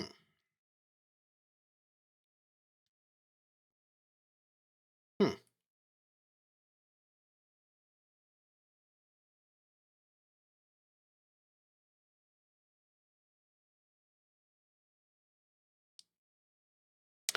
I think of myself more practically as like a social democrat who is um, in who is a comrade in arms with communists. Probably, although kind of depends because we can slip further that way, further to the left, depending. I just don't like people who don't know what they're talking about, which goes back to the frustration about streaming. Actually, um, like I know I've known some like really. I try to think about politics as little as possible, and I'm happy that I have the privilege to take that approach. Like I knew some people who called themselves communists, but they did not know what they were talking about, and I found them irritating. They were very, very privileged and had no sense of like what it was like for people who did not have money, and so they said things that were not particularly interesting to me. Uh, but you know what I mean? Like I was like, I don't, and they had not read anything, right? So like, so it's, and this happens with every group, right? So for me, it's like, where are you coming from? Have you thought through where you're coming from, and let's talk about it. That tends to be, uh, it's like a. It also depends on how you insist on defining communism. Absolutely, absolutely. And there's some people who define it in ways I'm like, I don't know how I feel about that definition. You know, um, and I also think about like I have a friend like so. Here's a really good example. I have a friend of mine who's a pacifist, um, and I am not a pacifist technically, although we basically agree on everything, right? Like in the sense that, and this is mostly just about um, uh, when I make exceptions and when he does, right? But for the most part, politically completely align on those things about violence. But I just want to hold open a little bit of space, is all, you know? It's how that goes. Um, yes, the definitions are different, often subtly in different places. Ooh, uncivil this is actually true. Like, what does it mean to be a communist in Italy is quite different than what it means to be a communist in the United States, right? And whether or not you're anti-communist or pro-communist, that definition will get changed very quickly. Absolutely. In the U.S., sometimes we actually we use the word communist just for kind of like left of center social democrats. Sometimes, you know what I mean? We can be very weird. Um, I define it largely in the Christian biblical context as in Acts. They held all things in common. Lenin's state capitalism isn't communism to me, nor was it to Lenin, to be clear. Krellin, this is what I like. This is what I like. I like the things you say. I think you say really like good thought-provoking things. I like it. I like a good citation. Lurk. I don't have a lurk command. I should probably get one. Wizard says, I've never considered myself a communist, and especially I don't think that just because capitalism has failed, we should turn towards another alternative that's already failed in the past. But also, the recent rise of the far right and many other political events where people just acted in a way that was completely divorced from reality just makes me think that Marx's materialism was flat out wrong. Marx could be very theoretical. And also Marx was really only talking about certain places with certain material conditions. You know what I mean? And that doesn't necessarily apply to other places. And also, he was writing a long time ago, which means I always think you have to. It's like there was a really interesting book, The Third Wave Feminist Reader. And it was the first book of third wave feminism. And it was an edited collection edited by Rebecca Walker, Alice Walker's daughter. And it was like I don't know, when was it, 90 or something like this? And she talked about how her generation, which was Gen X, right, inherited feminism from their mothers, but the techniques and thought processes that were developed for the second wave did not work for them because their parents had been dealing with very overt sexism, like very overt sexism in the laws, in the workplace, et cetera, et cetera. And she said, now for us in Gen X, we're dealing with sexism that has plausible deniability, that is much more subtle, but it's still clearly there, but nobody wants to believe that it's there anymore. And the tools that our mothers used to fight this sexism will not work for the kind of slippery sexism that we have. And so I always think about, she's like, so what we need to do, like, it was like her call for the third wave feminist reader was to find a way to adapt, right? Adapt these ways of thinking to the new, to like that current environment. She's like, how do we make a feminism that also helps men, especially men who are marginalized and oppressed? How do we make a feminism that takes into account genderqueer people? Like, how do we make a feminism that takes into account living in a backlash era, in the 90s? And so, like, and I think that for me, it's like how I just don't think that, like,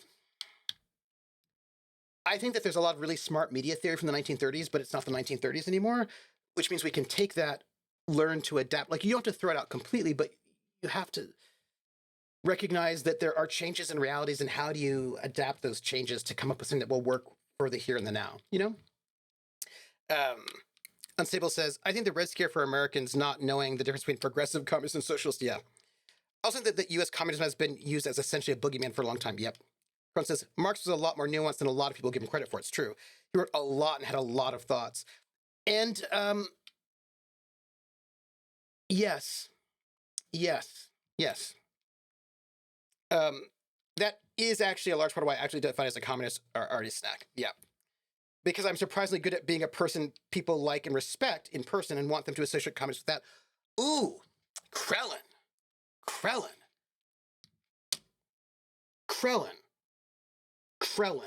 That is so Gen X of you. I mean that in the best possible way, right? Like, sometimes there's a very purposeful and deliberate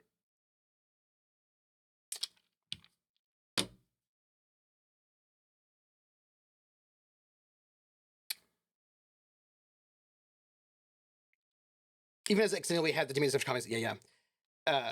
Artie's like, I'm largely the same way as regards to Christianity. So I'm gonna just say this. By the way, Wizard says, I need to read up more on feminist theory. It's something I don't know enough about, but one sociologist that's already shaped my thinking a lot is Pierre Bourdieu, who has taken some of what Marx wrote and developed it, including a fair amount of terminology. And actually, see, Wizard, a lot of the theorists that we work with now have come out of, especially me, have come out of a communist tradition. And it, at the Frankfurt School in Germany, like Bourdieu, a lot of people have their marks on, right? And there are important things there. Like, there's important, dialectics, right? There's important things in there that have done really important work to help us conceive of things. I think it's important. Um, so I will say the flaws of communism took a full generation to show, unlike democracy, which took less than a decade. uh, uh, Performative. Who's this scary person? Do you trust him?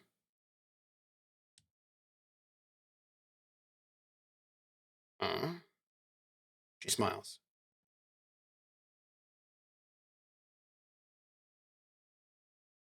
You mentioned traps. Could there be some problem with them?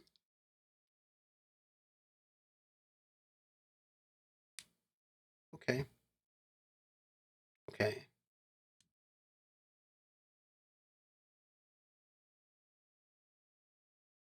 Hmm.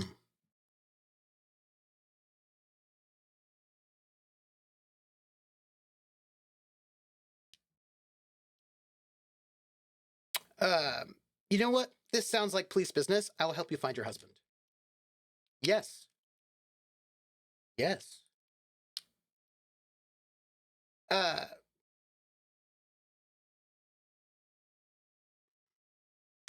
I've already given my word. I'm honor bound to uphold it.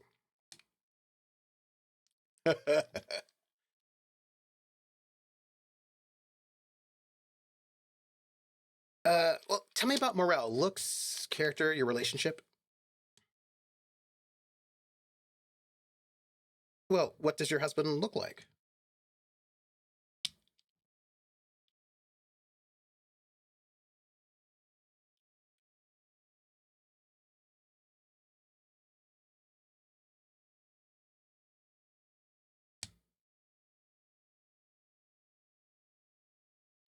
Performative. Yes.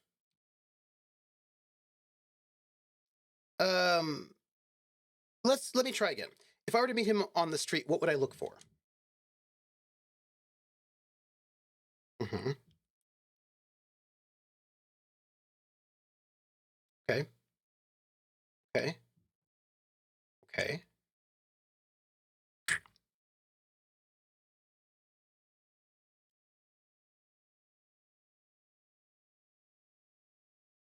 Mm-hmm. How long have you been married? Hmm.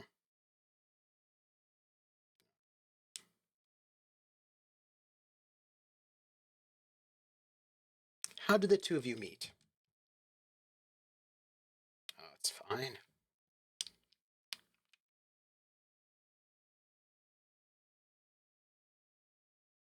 Mm-hmm.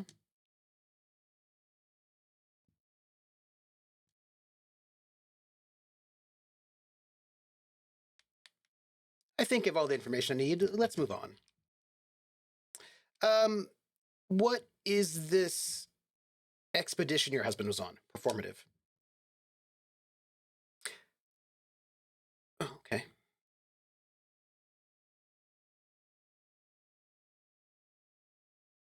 It has to do with our generational space, right?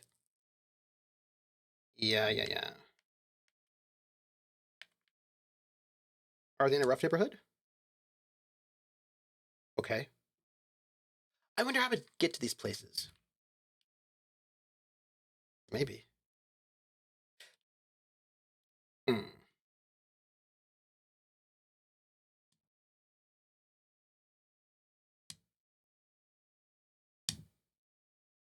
Um, your husband some kind. Well, but is your husband some kind of scientist? Mhm. I know what cryptozoology is.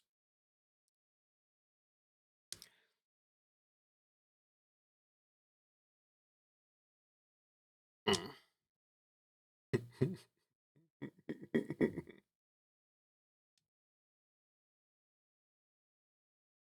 Mm.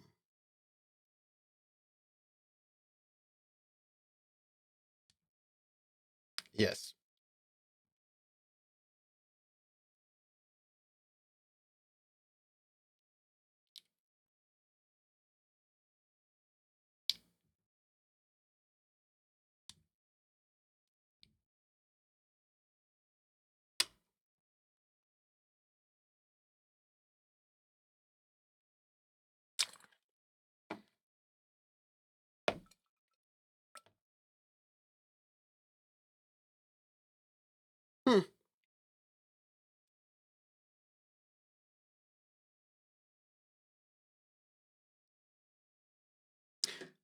So why I want to say something about maybe you convince her to tell you about some cool cryptids. Maybe.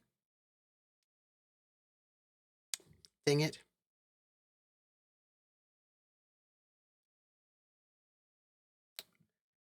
Fine. Okay. Well, tell me more about this rare insect.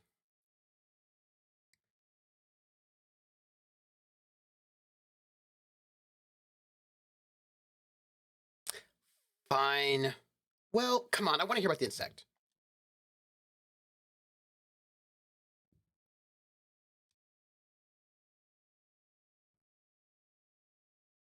Oh. Okay.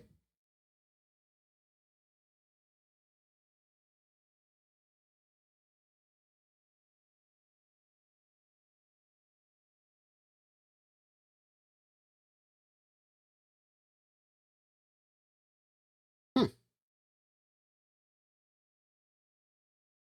Oh, that's cool.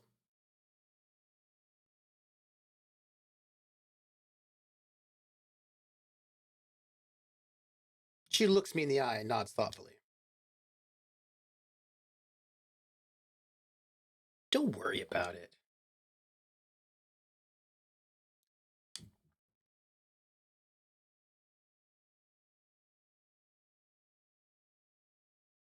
Um, I mean, your Thai talks just so cryptids aren't that. I know they're not that out there. What makes you think that Phasmid is around here? Hmm.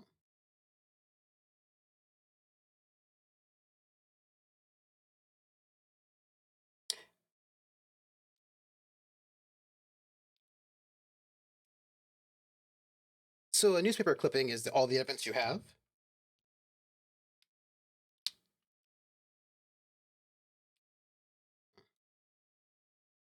Hmm. Hmm.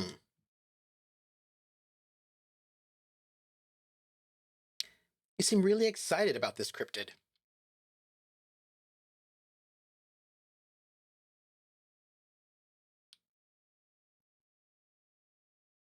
So is it dangerous?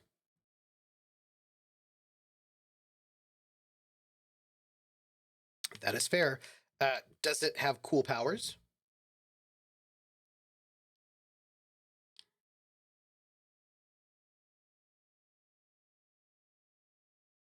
Okay, so what's so special about this stick bug then?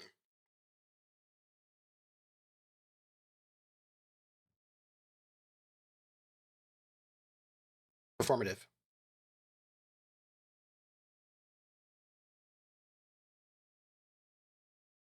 Well, that's all for now, ma'am. Okay, so performative. What I think is really interesting, and these are things I'm just like, like I just like pondering, thinking about, right? The thing I think is sort of interesting is that it seems as if there is so a willingness to be a little bit flexible about identity for strategic purposes in this kind of generational space, right? I'm thinking about um, the idea that it doesn't have to be genetic or 100% true or fixed, but that I will identify this way. And I have done the same thing, right? With a thing that is true enough, right? But to identify this way has a bigger impact than if I didn't, right? That it's important. Like, so for example, if people think that all Americans are X, it becomes important for me to identify as American to disabuse people of that notion, no matter how I feel about my Americanness, right? Like, and so certain ways in which, because identity is a little bit weird anyway. So sometimes there are moments where you're like, yeah, I think it's actually important for me to identify as this thing here and now because it does important work. Whereas there are other, like, a lot of my students are really, well, actually, it's actually interesting because my students right now, my current students who are like 18, 19, 20, are a bit like some good Gen Zs are a bit more like that actually. But when I had like 10 years ago, my students were really not into that. They're like, this is like, this identity is like fixed. It's like, and I was like, well, I mean, is it? But so it's interesting to see like when it becomes important to have like a really rigid and fixed identity and that becomes a source of comfort, or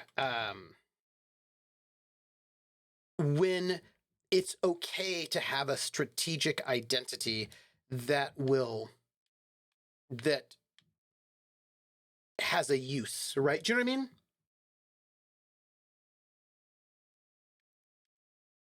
It's cool. I hope you know what I mean, right? That there is sometimes a value in in well, maybe not for everybody. Some people think it's like, I don't know, not sincere, but you know. Also, Krellin, when I talk about communism, I'm generally talking about this specific form of government. So I may be communist by the definition you use. I just tend to use socialism as a much broader definition. Yeah. And I kind of feel like, yeah. So like I use terms because they work, but I can also use other terms. Do you know what I mean? And I think there's some kind of interesting sort of way of thinking, like what is going to be useful. And like I do this actually all the time. When I had to go talk to a group of frat boys who did really super racist things, um, because no one else is going to tell them that was not okay. I was like, okay, what is the best way for me to approach these frat boys who did super racist things? Um, I am going to come out to them as a veteran. Mm-hmm. Because they have got issues with toxic masculinity, and they were not going to pay attention to me if they. But if I come out as a veteran, they will then pay attention to me. And if I frame what I'm going to tell them in this way, this will get them right. So like I am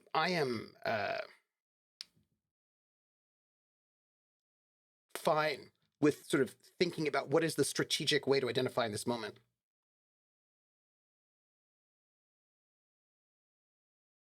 Oh,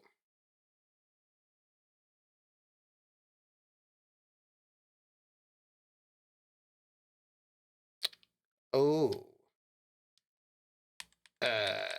I just wanted to know what kind of music you listen to. I was just curious.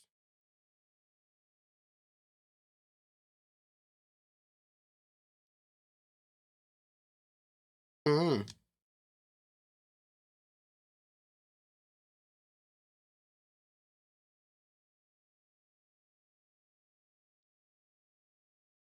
She points to the man on her right.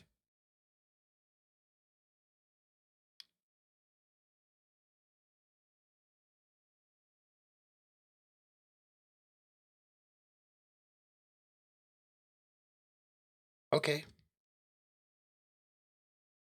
Don't antagonize right now. Just like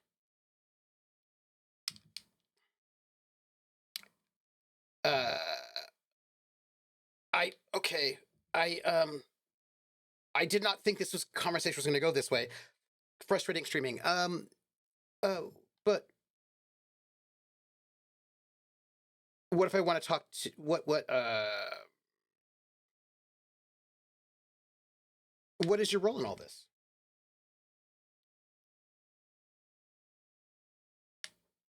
Okay, but what if I want to talk to you, not Titus?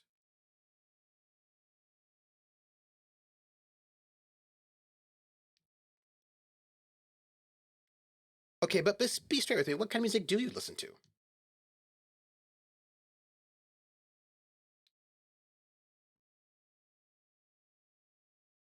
Krellin is correct. Kim needs to stop being such a cop. You gotta like chill, right? Just as I will also tend to use the term Marxism to separate between the dogma of communism and the ideals of Marx.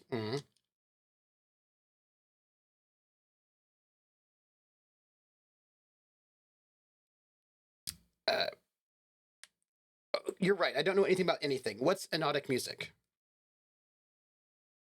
Okay. Hmm.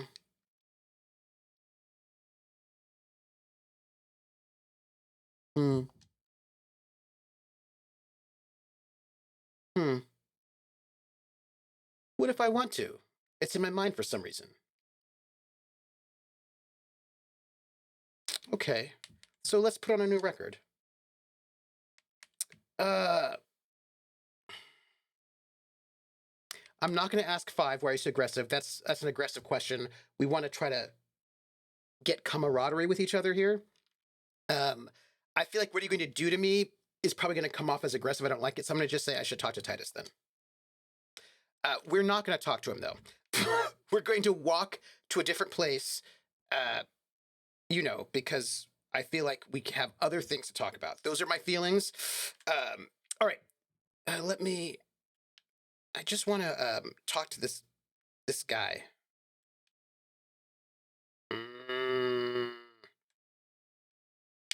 Hello, guy. Okay. So, frustrating conversation about streaming.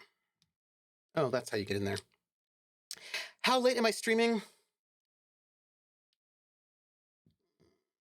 Probably like 15 after 9-ish. This way I can get in a full 3 hours of streaming. Oh, I don't think you have anything to say. So here's the thing. She was undercover. There are people in there to talk to, but I'm not going to talk to them. I'm going to see if I can get a plastic bag so I can just, what's the word? So I can collect recyclable bottles and cans, boots and pants, and other stuff. Okay, so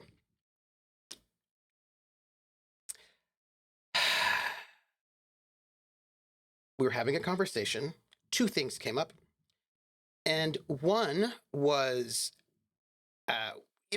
it's a whole thing about GURPS, right? And like what GURPS can do to become more successful.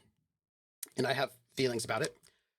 And somebody's like, I was like, you know what, they should have.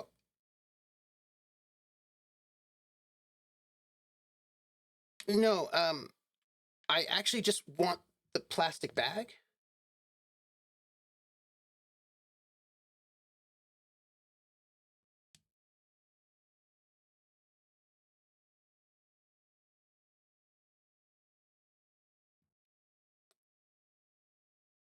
Sure, yeah.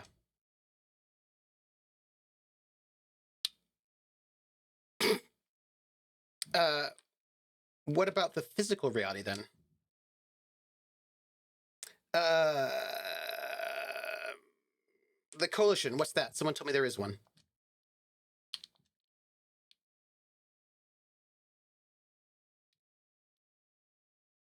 What is the revolution?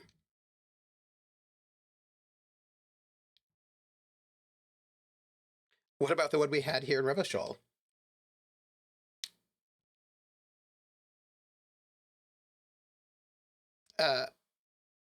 Yeah, so what time is it? I love her attitude.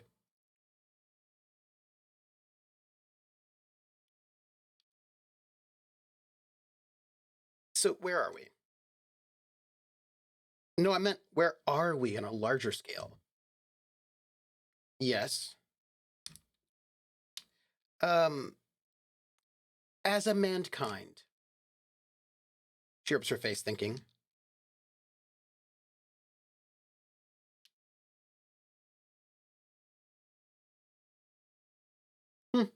Okay, well, I won't bother you with this nonsense anymore. I would really, really like a plastic bag so that I can go, with the bottles and cans.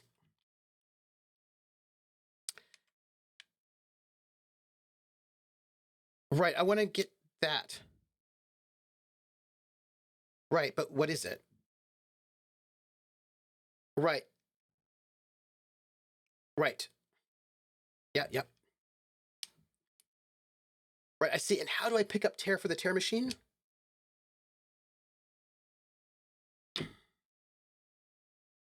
But I'd like one.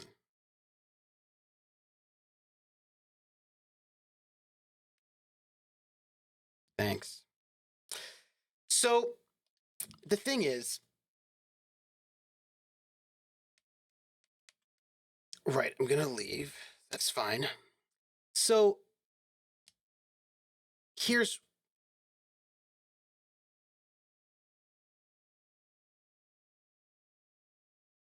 no, it's fine. So there's like a couple things going here that I found it kind of frustrating, right?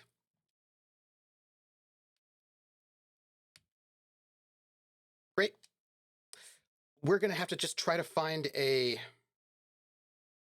plastic bag. I don't know where to find one, but we'll try. So it's about like where to find, like what to do to help sort of like GURPS. And I was like, look, what GURPS needs to do is they need to have official VTT support with digital uh, uh, offerings. And what I think is really interesting is I get a lot of, well, they don't really need that because there's already unofficial support. So why do you need that? And I was like, you need it because it helps bring new people in. And they're like, well, but what we have now is good. I was like, it's not actually.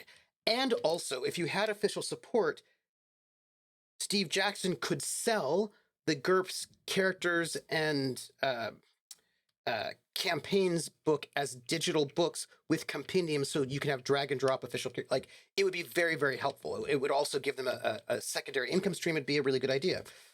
And people are like, and I was like, look, they really, and someone was like, well, what they really need, they should probably like do a stream, but there's no way they could do that because that'd be too expensive. I was like, no, it wouldn't.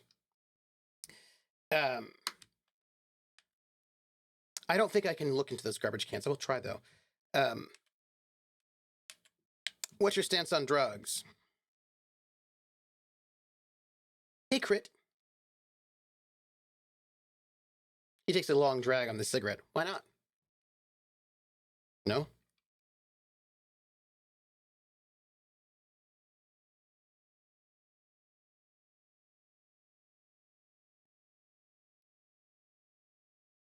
Hmm.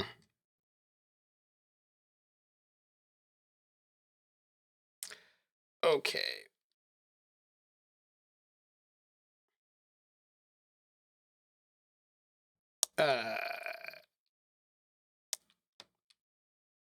So I take it you're not smuggling drugs out of Martinez?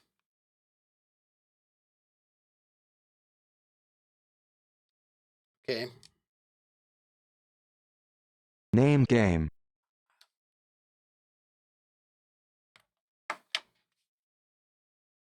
The name game. Come on, everybody.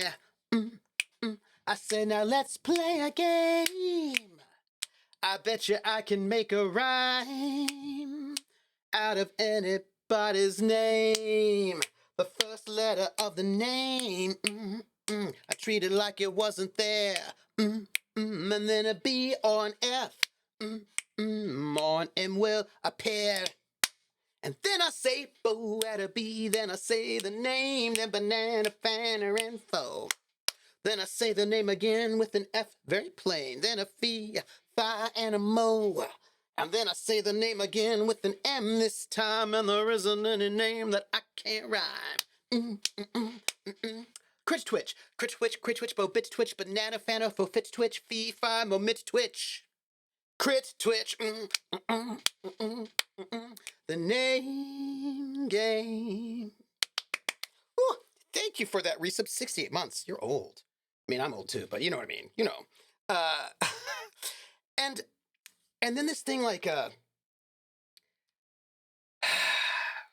so it's like, and they were like, well, but there's like, it's impossible to go and get a live stream that would be of any quality. Like you'd have to have people who like names that would bring in people, and like there's no way anyone could afford that. And I was like, it's really not that expensive. And they're like, yeah, you need like over $100,000 to do a stream with big name people that would draw in faces. Like you really don't. And they're like, yeah, it's going to be like $100,000. That's what they say. It's like over. It's like thousands of dollars. So it's like it's that is actually just not true. Actually, and they're like, well, how would you? I was like, well, I've been streaming for 7 years, and I actually know a lot of these channels, and there are like, I mean, I'm actually in the top 2% of RPG streams, and I self-fund, but I know channels that are in the top 10, top 20, and they don't even pay their players, which is not good, but they don't have any money. And when they have taken on a sponsorship, it's not like we're getting paid huge amounts. So like, yeah, but you need like people who are big and who are famous. Like, I'm talking about a top 10 channel, And I know them, right? Like, it is not that expensive. They're like, well, you can't get Matt Mercer for like $200 an episode. And I was like, you might have at one point in time, and I'm sure they didn't. I'm sure the Honey Heist people didn't pay them at all. It's now too late for Critical Role because they now have their own game system, so you're not going to get them to do other stuff. But it is just not as expensive as you think because there's no money in this hobby. So you could absolutely do it, or you could just ask Mercer to stream it. Yep, he might even do it for free. Absolutely, absolutely, absolutely. This is part of my point. And I said, and the thing is, though, like I did Haunted West for Roll20. That had a huge viewership. Like these things are doable. And I said, however, and then this was like, well, if it's doable, have you told them? I was like, I have told them. But when I told them like 9 years ago, they said that they didn't think streaming was interesting. And they're like, I don't believe that. I was like, yeah, well, they did though. They haven't done any of those things. And then they're like, well, if it's so easy, why don't you just do it? It's like, look, here's the thing. If you want to do it and have it actually have an impact, which would be important to me, it should be coupled with the announcement of official content on a VTT. If you're going to go all out and try to get a stream that will be sort of big name, you want to have that VTT content on there. And I said, and I know this because I did this for a different game and Clockwork Dominion over on Table Story, and I had a bunch of people being like, oh, this game seems so cool. Can I get it on Roll20? And I was like, no. And those were lost sales. And that killed that momentum because they hadn't actually put it on Roll20 yet. So it was like, to be smart about it, you want to have that coordinated so that the show comes on at the same time as this thing becomes available on Roll20, right? And even if you get Matt Mercer, that doesn't mean that people will tune in, as a lot of people that watch Matt Mercer and Sierra watch for Sierra, and that's it. Yeah, absolutely, Artie. Versus says, yeah, Kism just kickstarted Graveyards of Arkham. They fully funded the first day and are now at 24K out of a 10K goal with 18 days left, right? And then it became this really irritating conversation like, well, it shouldn't be on Roll20 because Roll20 is trash. The only good VT is Foundry. It should be on, and also Foundry is, and I was like, look, you may think that Roll20 is trash, but most of the big streamers will use Roll20. And they're like, well, I don't know why, because Roll20 is trash, and like Foundry is better. I was like, look, I actually had a tour of you guys were not here. I did it offline. I had the person who made the GURPS Foundry module, was very nice, by the way, gave me a whole tour of it. It's very cool. Still not official support, but it's very cool. And I said, the thing is that Foundry is not great for streamers. Like, I don't know why not, because I could stream it. And I was like, yeah, okay. So that Clockwork Dominion campaign was so good. I want to do it. I want to do a part 2. It's all about timing because there are babies involved and all that. Yeah, they're even doing a Candle Obscura on the usual Thursday night slot, and it's about half the numbers. And that's always the case. That's always the case with them. Nobody believes me, but it's absolutely true. Roll20 might be trash, so is Twitter, and everyone uses it. But also, I actually don't think Roll20 is that much trash. But anyway, so they're like, yeah, it's trash, it's da-da-da. And I was like, look, it's actually not so good for streaming. They're like, I don't see why not. And I was like, let me tell you why not. Because they're like, it's cheaper than Roll20. I was like, Roll20 you can do for free. Come on to Right? my house. But you have to come on to my house, come on. Come on to my house, come on. Come on to my house, I'm gonna give you candy. Come on to my house, I'm gonna give you everything. Hey, welcome in, Raiders. How are you doing? What were you playing? Greeting Moon. What were you doing? And also, tell me how streamer, Grinning Moon. Yes. What were you streaming? Tell me. And I was like, look, the problem with Foundry is that Foundry is great if you have a home game or you only have one campaign. But the way that Foundry works is that you can only have one game up at a time. They're like, that's not true. You can have lots of games. Like, no, but you can only have, your players can only access, you can only have one game that's accessible offline at a time. And they're like, yeah, but why would you ever need to have more than one game? It's like, if you are a streaming channel that is running multiple games at the same time, you would need to have access. Your players would need access to multiple games at the same time. They're like, well, just buy more than one license. And it was like, and there it goes. Right now, this is now more expensive and it's a hassle. You have to also pay for like self-hosting. And they're like, but Roll20 is trash. It was like, look, it's not an either or. Steve Jackson Games could sell their digital versions of their books on both Roll20 and on Foundry. Like, I hate Roll20. It's like, yeah, this is just not about you, though, right? Like, this, like, if the point is that you want to help GURPS become more popular, I'm telling you that having VTT support for at least Roll20, Foundry would be fine, whatever else you want to do, Alchemy, whatever, it doesn't matter. Have that happen so that people can get into it easily from the VTT, and you coordinate having a big, cool game. And there are a number of channels that you could have that on that it would not be that expensive. Queue times, table story. There's a whole bunch of places you can do it. You could probably get it streamed on the Roll20 channel or wherever you want, right? And have it be at the same time. And that would be the way to go. And people were just like, well, I think that you're ridiculous because it's going to cost $100,000. It does not cost $100,000 to stream a show. It just does not. I mean, sure, I suppose if you want to rent a studio and blah, blah, blah, blah, but it's not going to, you just go to a group that has pretty decent viewership or more than one, and you say, hey, would you stream this thing? We've got this thing going on, blah, blah, blah. And that's like, there's just so much naysaying and lack of data. That's all. Yeah, that's all. That's it. Getting ready for challenge runs and whatnot. Ooh, Dark Souls. Ooh, very interesting. It becomes whole WoW sucks. SWORD is better than the better MMO. Star Wars sucks. Star Trek is better. Yeah, and I'm like, you can do both. And if your company wants to be smart, you support both. That's all, right? Oh, of course, Grinning Moon, of course. Anna rented a studio. I'm pretty sure Geekspace did not cost $100,000, right? They didn't, right? Right? Why limit yourself? It makes no sense. And I think it was just sort of frustrating to have people sort of think.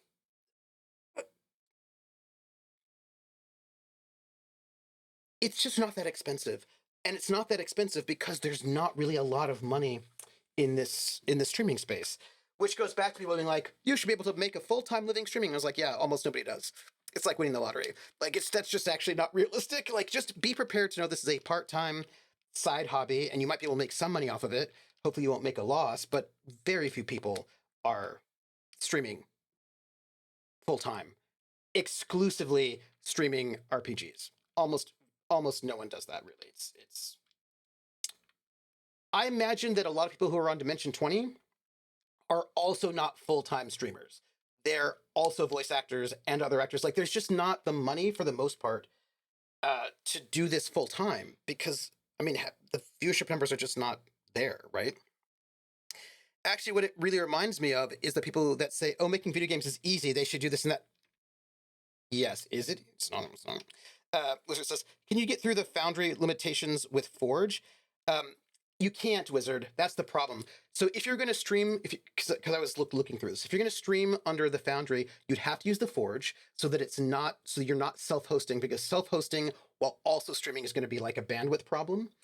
But you're only allowed to have one license. You can have as many games as you want, but only one can be up at any given time per license, which means if I have only one game them running at a time, it's not a big deal because my players are only going to need to access one game so they can access it. It's fine. They can go to the Forge, access it.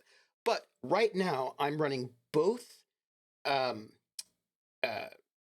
the Masquerade and also Traveler. That's two games that I would want my players to be able to access when I'm not there. And you cannot do that on Foundry unless I buy two licenses. So if I wanted to run, like if I want to do another Steamiversary stream with 4 games, and I want the players to be able to access those games before the stream itself so that they could make characters or whatever, check things out, I would need to have 4 licenses. And because it's which is just not the case with Roll20. And they're like, well, and the guy was like, well, that's just an edge case. And I was like, right, but we're talking about attracting streamers. This is an edge case that will be fine if you are a home game, if you're only streaming one game, right? But the minute you start having multiple streams, which many of these channels do, that's going to become a bit of a problem, right? That'll be a bit of a problem, unless you want to buy a license for every single game you want to stream. simultaneously, then it's not great. So, and please note, I like Foundry. I'm not saying that Foundry is bad. I'm just saying it's not the best for a channel that's going to be streaming multiple games. That's all I'm saying. And I just don't know why it has to be either or anyway. That's all. That's it. The CR folk didn't quit their day jobs either. They didn't, and they're not making all their money. You know what I mean? That's it. It's it. Not that that's really the point. Yeah, I do kind of wonder how big CL RPGs would be if Zach had slightly different mindset, or Blake had come see. Oh, yeah, if she became the CEO sooner, I think that would have changed a lot of things. Oh, that's baked into Foundry. I thought it might be about the direct IP login and Foundry URLs could bypass it. Forge URLs. Yeah. Oh, thank you. Because when I go to what I got probably to 920 maybe. So you're telling us you don't know anything about the drugs. And the thing is, I think that Foundry, then what are you still hanging around here for? Most other commoneurs have left. Mm. Wow, racist.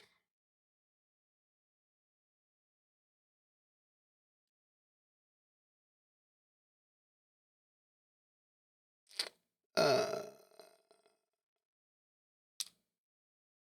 I'm not going to say anything about that.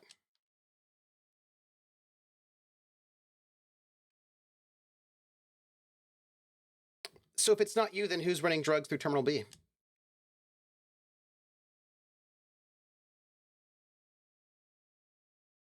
Spits in the ground.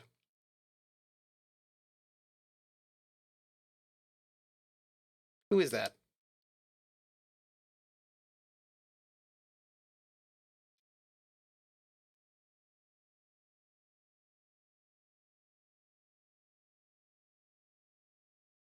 Where do I find him?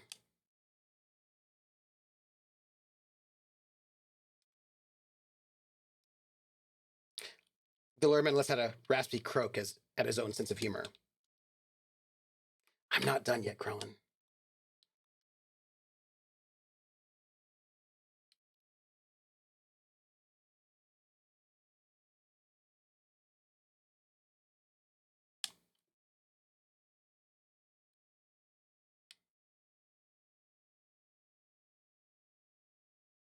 I don't know if I believe you.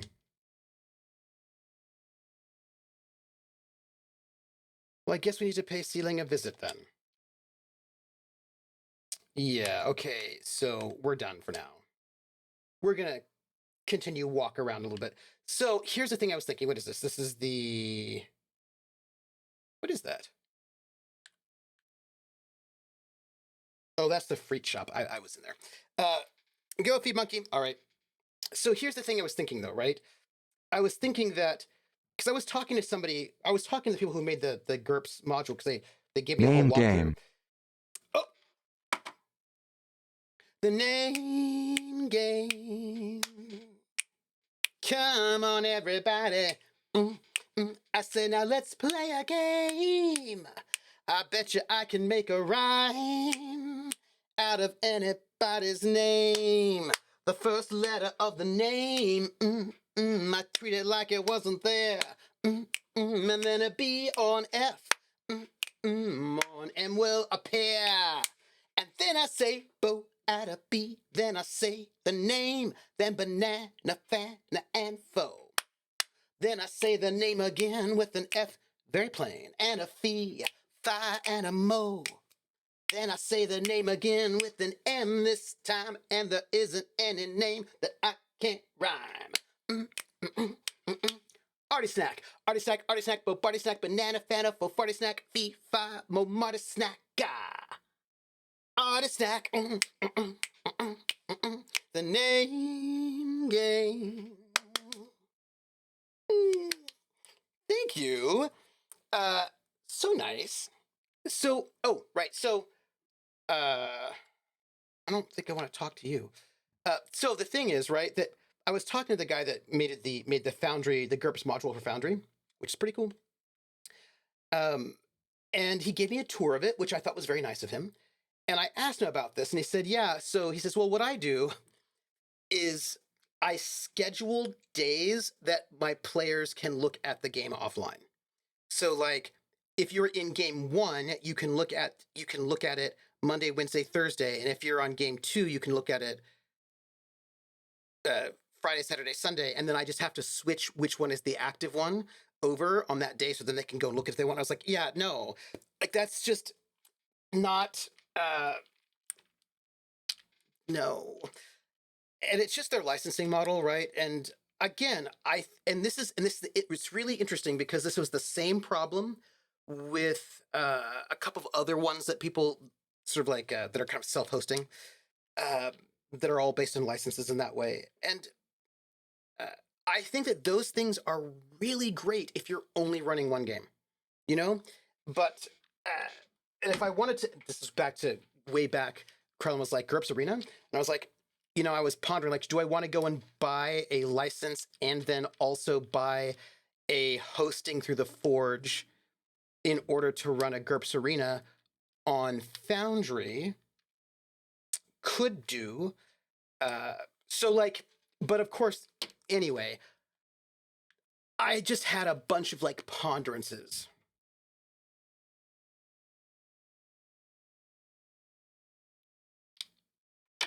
Yeah. So it would be basically, and I think that's the thing. It would basically be getting Foundry for just one game only, and I just don't know how practical that is, and it seems like a bit of a barrier to using Foundry for all of my streaming needs because I just feel like I would not use it for all my streaming needs since I can only basically do functionally one game at a time. And you know, speaking of which, somebody said that if I went up here, I might be able to see something, but maybe not if I didn't have access to. Anyway, there's there's clearly stuff up there, and I'm not going to be able to get access to it at the moment. And I would like to, but yeah, we're not going to talk to that guy. So we're just checking it out.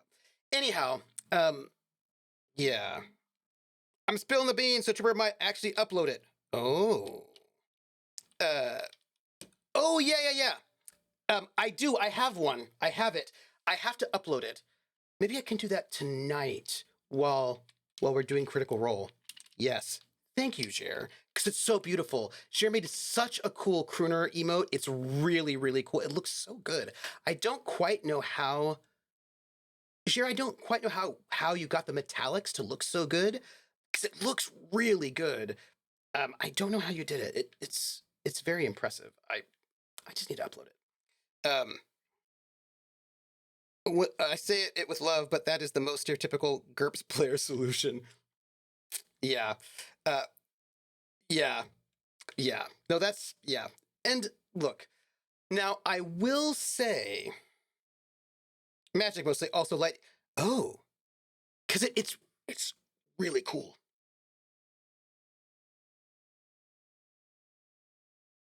Wait, why am I even thinking about this? Wasn't I supposed to? Yes. Yes.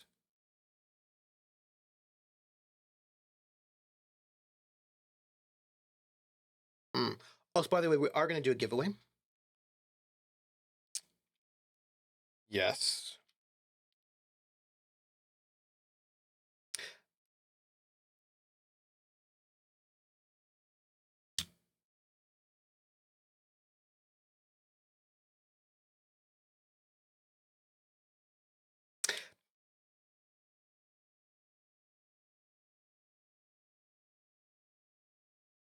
Won't it roll?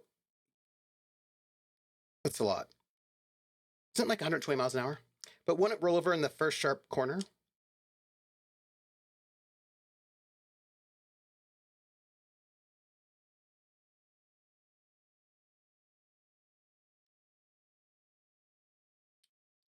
I don't think my character cares about tech that much.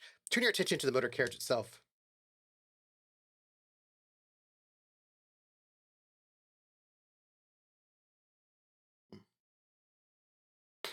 I need to get ready for in real life gaming. Keep your burns. Oh. Uh, the machine really puts the loco back in locomotion. Very cool. Yes. Uh, what's it packing there? Thank you, 10.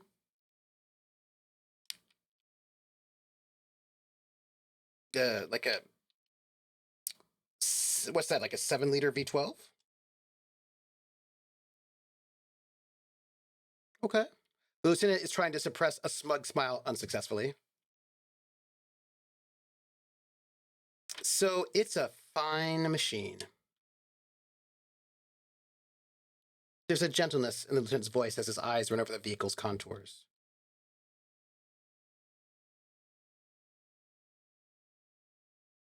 Nah. Enough about the details. Yeah, I need to go. I think I need to do a radio call in there. I feel like there's like a.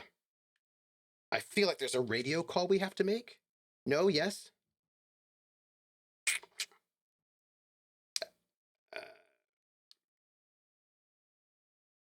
I'm gonna pick up the radio again. Have you heard back from the ICP about the serial number?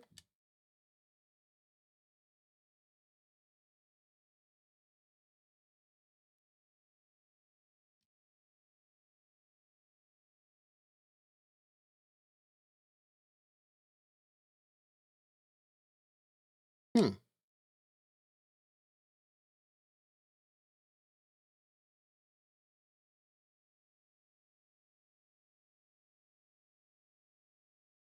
Do you know what it's called now?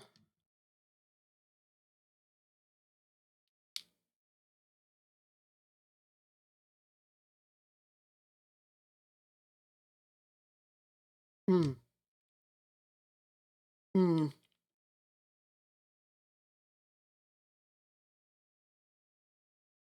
Hmm. Uh, a suit of armor like this should have been customized for the wearer. There must be a record.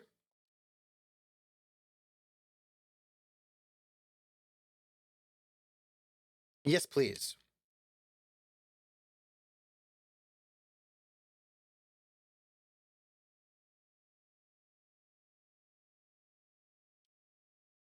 Yes, thank you, officer. I really appreciate your efforts in this case. Okay. Um. Okay. Bye. Good. Going. All right. So there's one other thing though about the Foundry module, which, by the way, Foundry is a lot of like code it yourself. Which, if you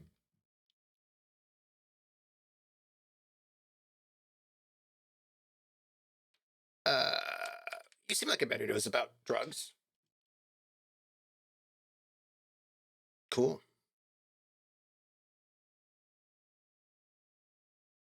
He folds his hands behind his head and leans back. Hmm.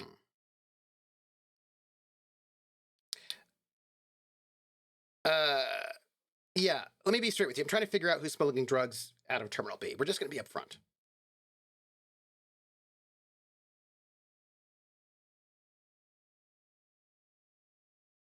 Hmm.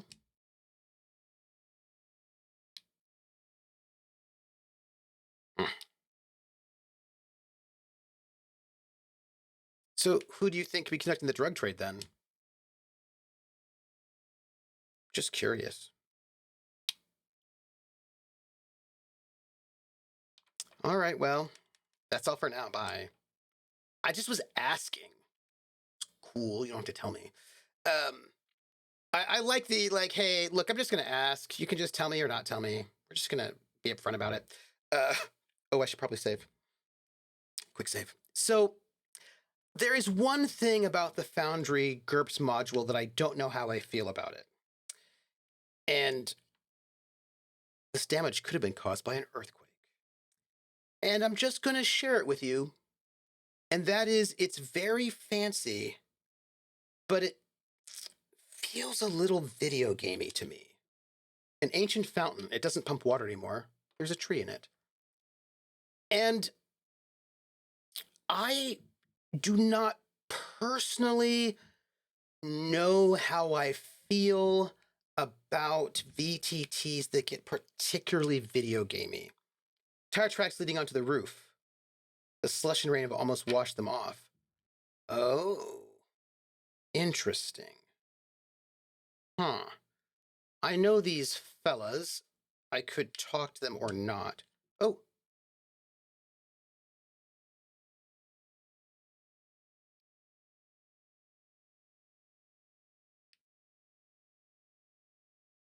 Coach physical instrument? Does that mean you'd call me a maggot and Nancy boy to motivate me? Oh.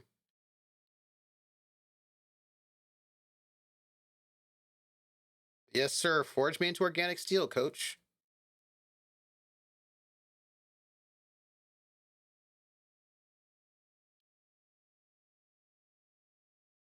You know what? Let's do this, coach. I'm with you. We might as well.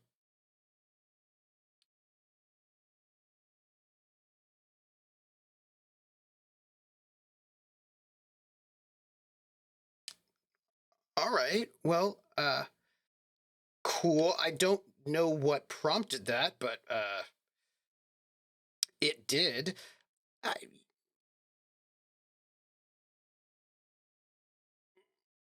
we also kind of need to get.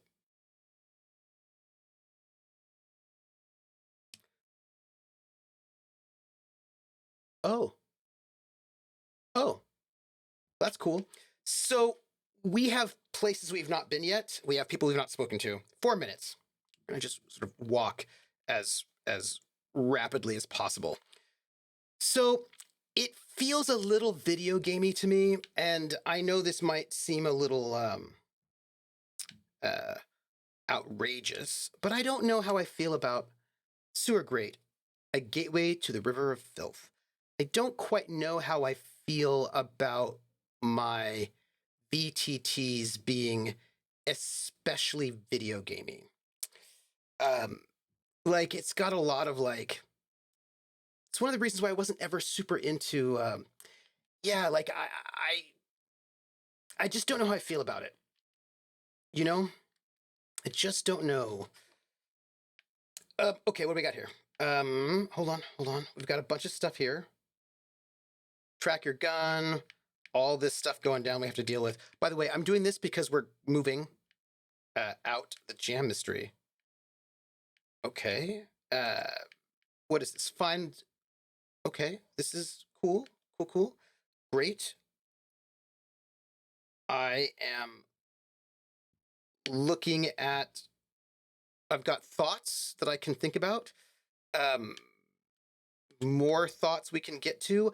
So it looks like we only can have a maximum of 1, 2, 3, 4, 5, 6, 7. I can get 8 more thoughts.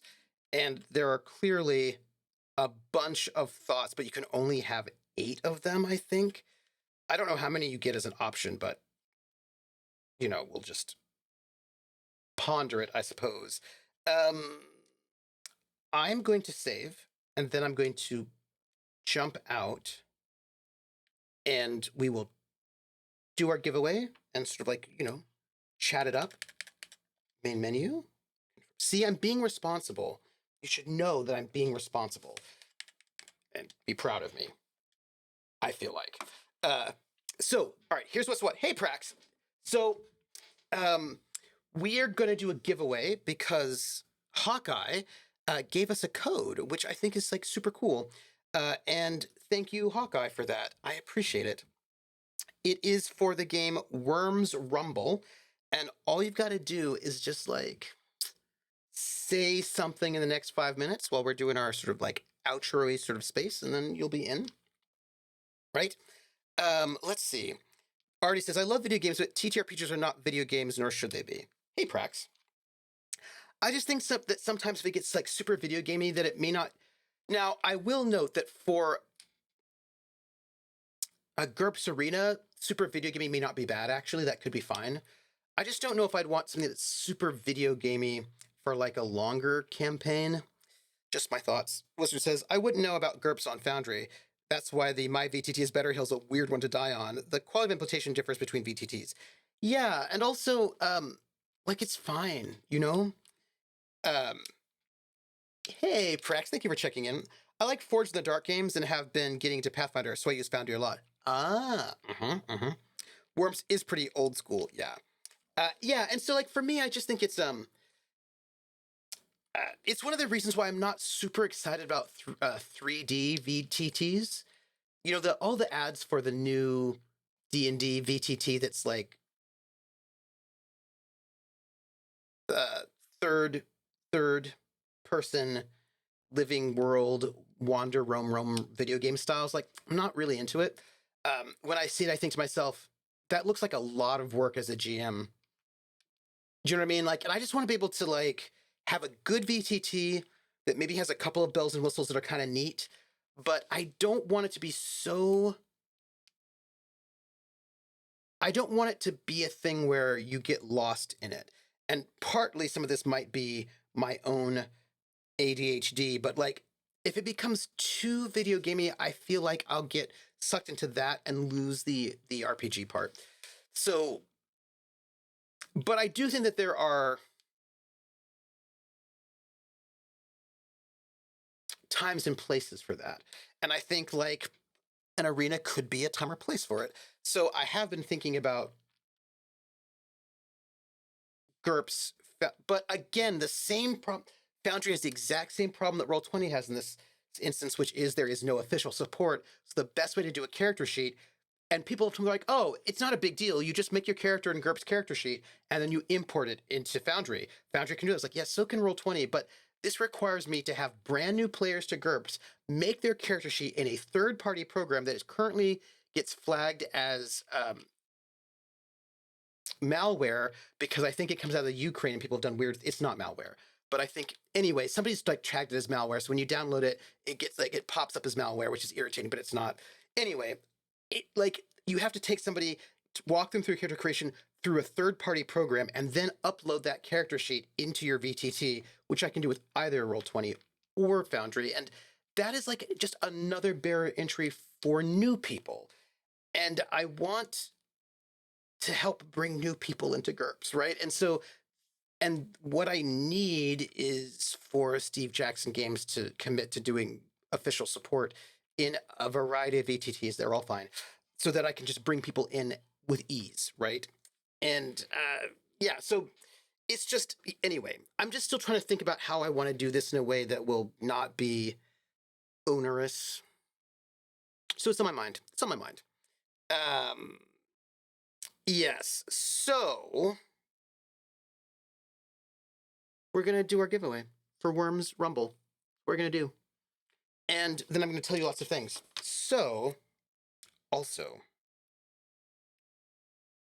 I was just gonna type worms. I don't want to type worms. I want to type winner, winner, winner, chicken dinner. Jer. I don't know why Nightbot thinks nobody's following because you all are following. I don't know what that is all about. Jer, Worms Rumble, Worms Rumble, Worms Rumble. Wormy dinner. All right, I'm gonna go and I'm going to have to type this out. I'm gonna send it to you. I'll send it to you. So let me tell you what where you can find me and what I'm doing next. So today is Thursday. Tomorrow at 7 p.m. Well, no, at 10 p.m. we'll be hanging out in the Discord for Critical Role, and tomorrow at 7 p.m. Eastern will be the season finale of The Gamblers, our Pirates of Trinex campaign. I assume they're going to get to the next planet, number one. We'll see what happens. Who knows what's going to happen? And then on Saturday at noon, I'm hoping to have my Outer World stream. That would make me happy, which means I'd have to do my bike ride before. And then all of that. And then Sunday at 8 p.m. Eastern over at Praxagor, this before his channel will be Carousel Court. It's 1962, and this will be the last episode of the first arc. There are 3 arcs in Carousel Court, which means it will be the last episode that Peter Musgrave will be in charge of the family.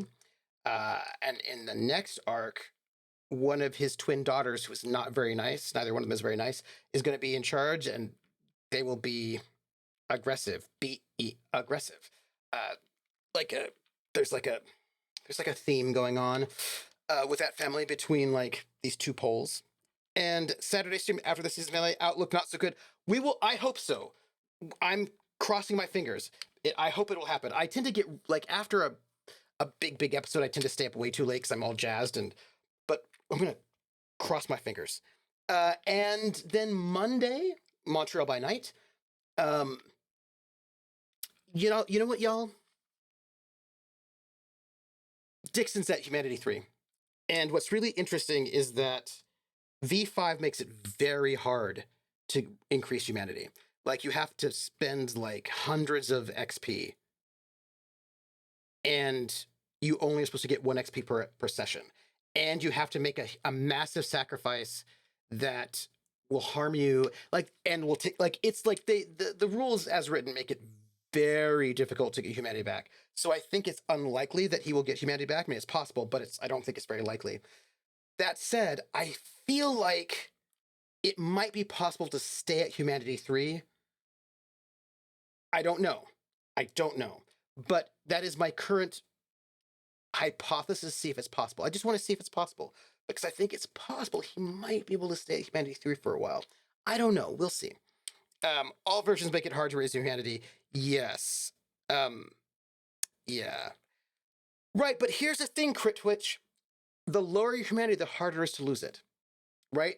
The lower the humanity you go, the harder it is to lose humanity. So we'll see. We'll see. And the thing is, I'm actually just interested in finding out if it's harder or easier to lose humanity in V5 versus in second edition. I don't know. I want to find out. I'm interested. We'll see. We'll find out. I don't know. We'll see. Yeah. Like I mean, I'm interested. Like I'm gathering data. And what's next? Wait, no, wait. I'm going. And what else do I want to tell you? That was and then Tuesday will be at 7 p.m. on this channel will be Motor City Hollow Crown, episode 5. They are now going to be making some big moves with my players, I think. I'm pretty excited to find out about it. And see what they're going to do. I'm rooting for them. And I feel like, and then, back here for Disco Elysium on Thursday. I think that's it. I'm going to go grab food in advance of game tonight, Critical Role. So hang out with us, and we'll be at Discord. You can find me at Trooper SJP on here, Twitch, and also on YouTube. And you can find me at Academic Foxhole on Twitter and on Patreon. Once I think I'm gonna have we'll get a Patreon update at the end of the month because the season will be done. And I've got a merch store. Hang out, it's cool. And also, please note that there's one other thing, Discord, and we have a Discord. But that's all the stuff. You're gonna have to start dabblerizing to lose humanity soon. This is what I'm saying. So that's it, everybody. Thank you for hanging out with me because yes, thank you for hanging out with me. It was very lovely. You've cheered me up. Buy some stuff, stickers soon, maybe. This is what I'm saying. I want to go and like announce new things at the end. So that's what I'm hoping. And I want to play Crash Jones in this interim. We'll see if we can do it because I want to put a whole bunch of stuff in together for Crash Jones. So, right? Cross your fingers with me, everybody. I'm gonna go get some food. I've got some tuna casserole. You all are lovely. I have appreciated this very, very much. And I will catch you all on the flip side, everybody. Until later. Okay. Bye.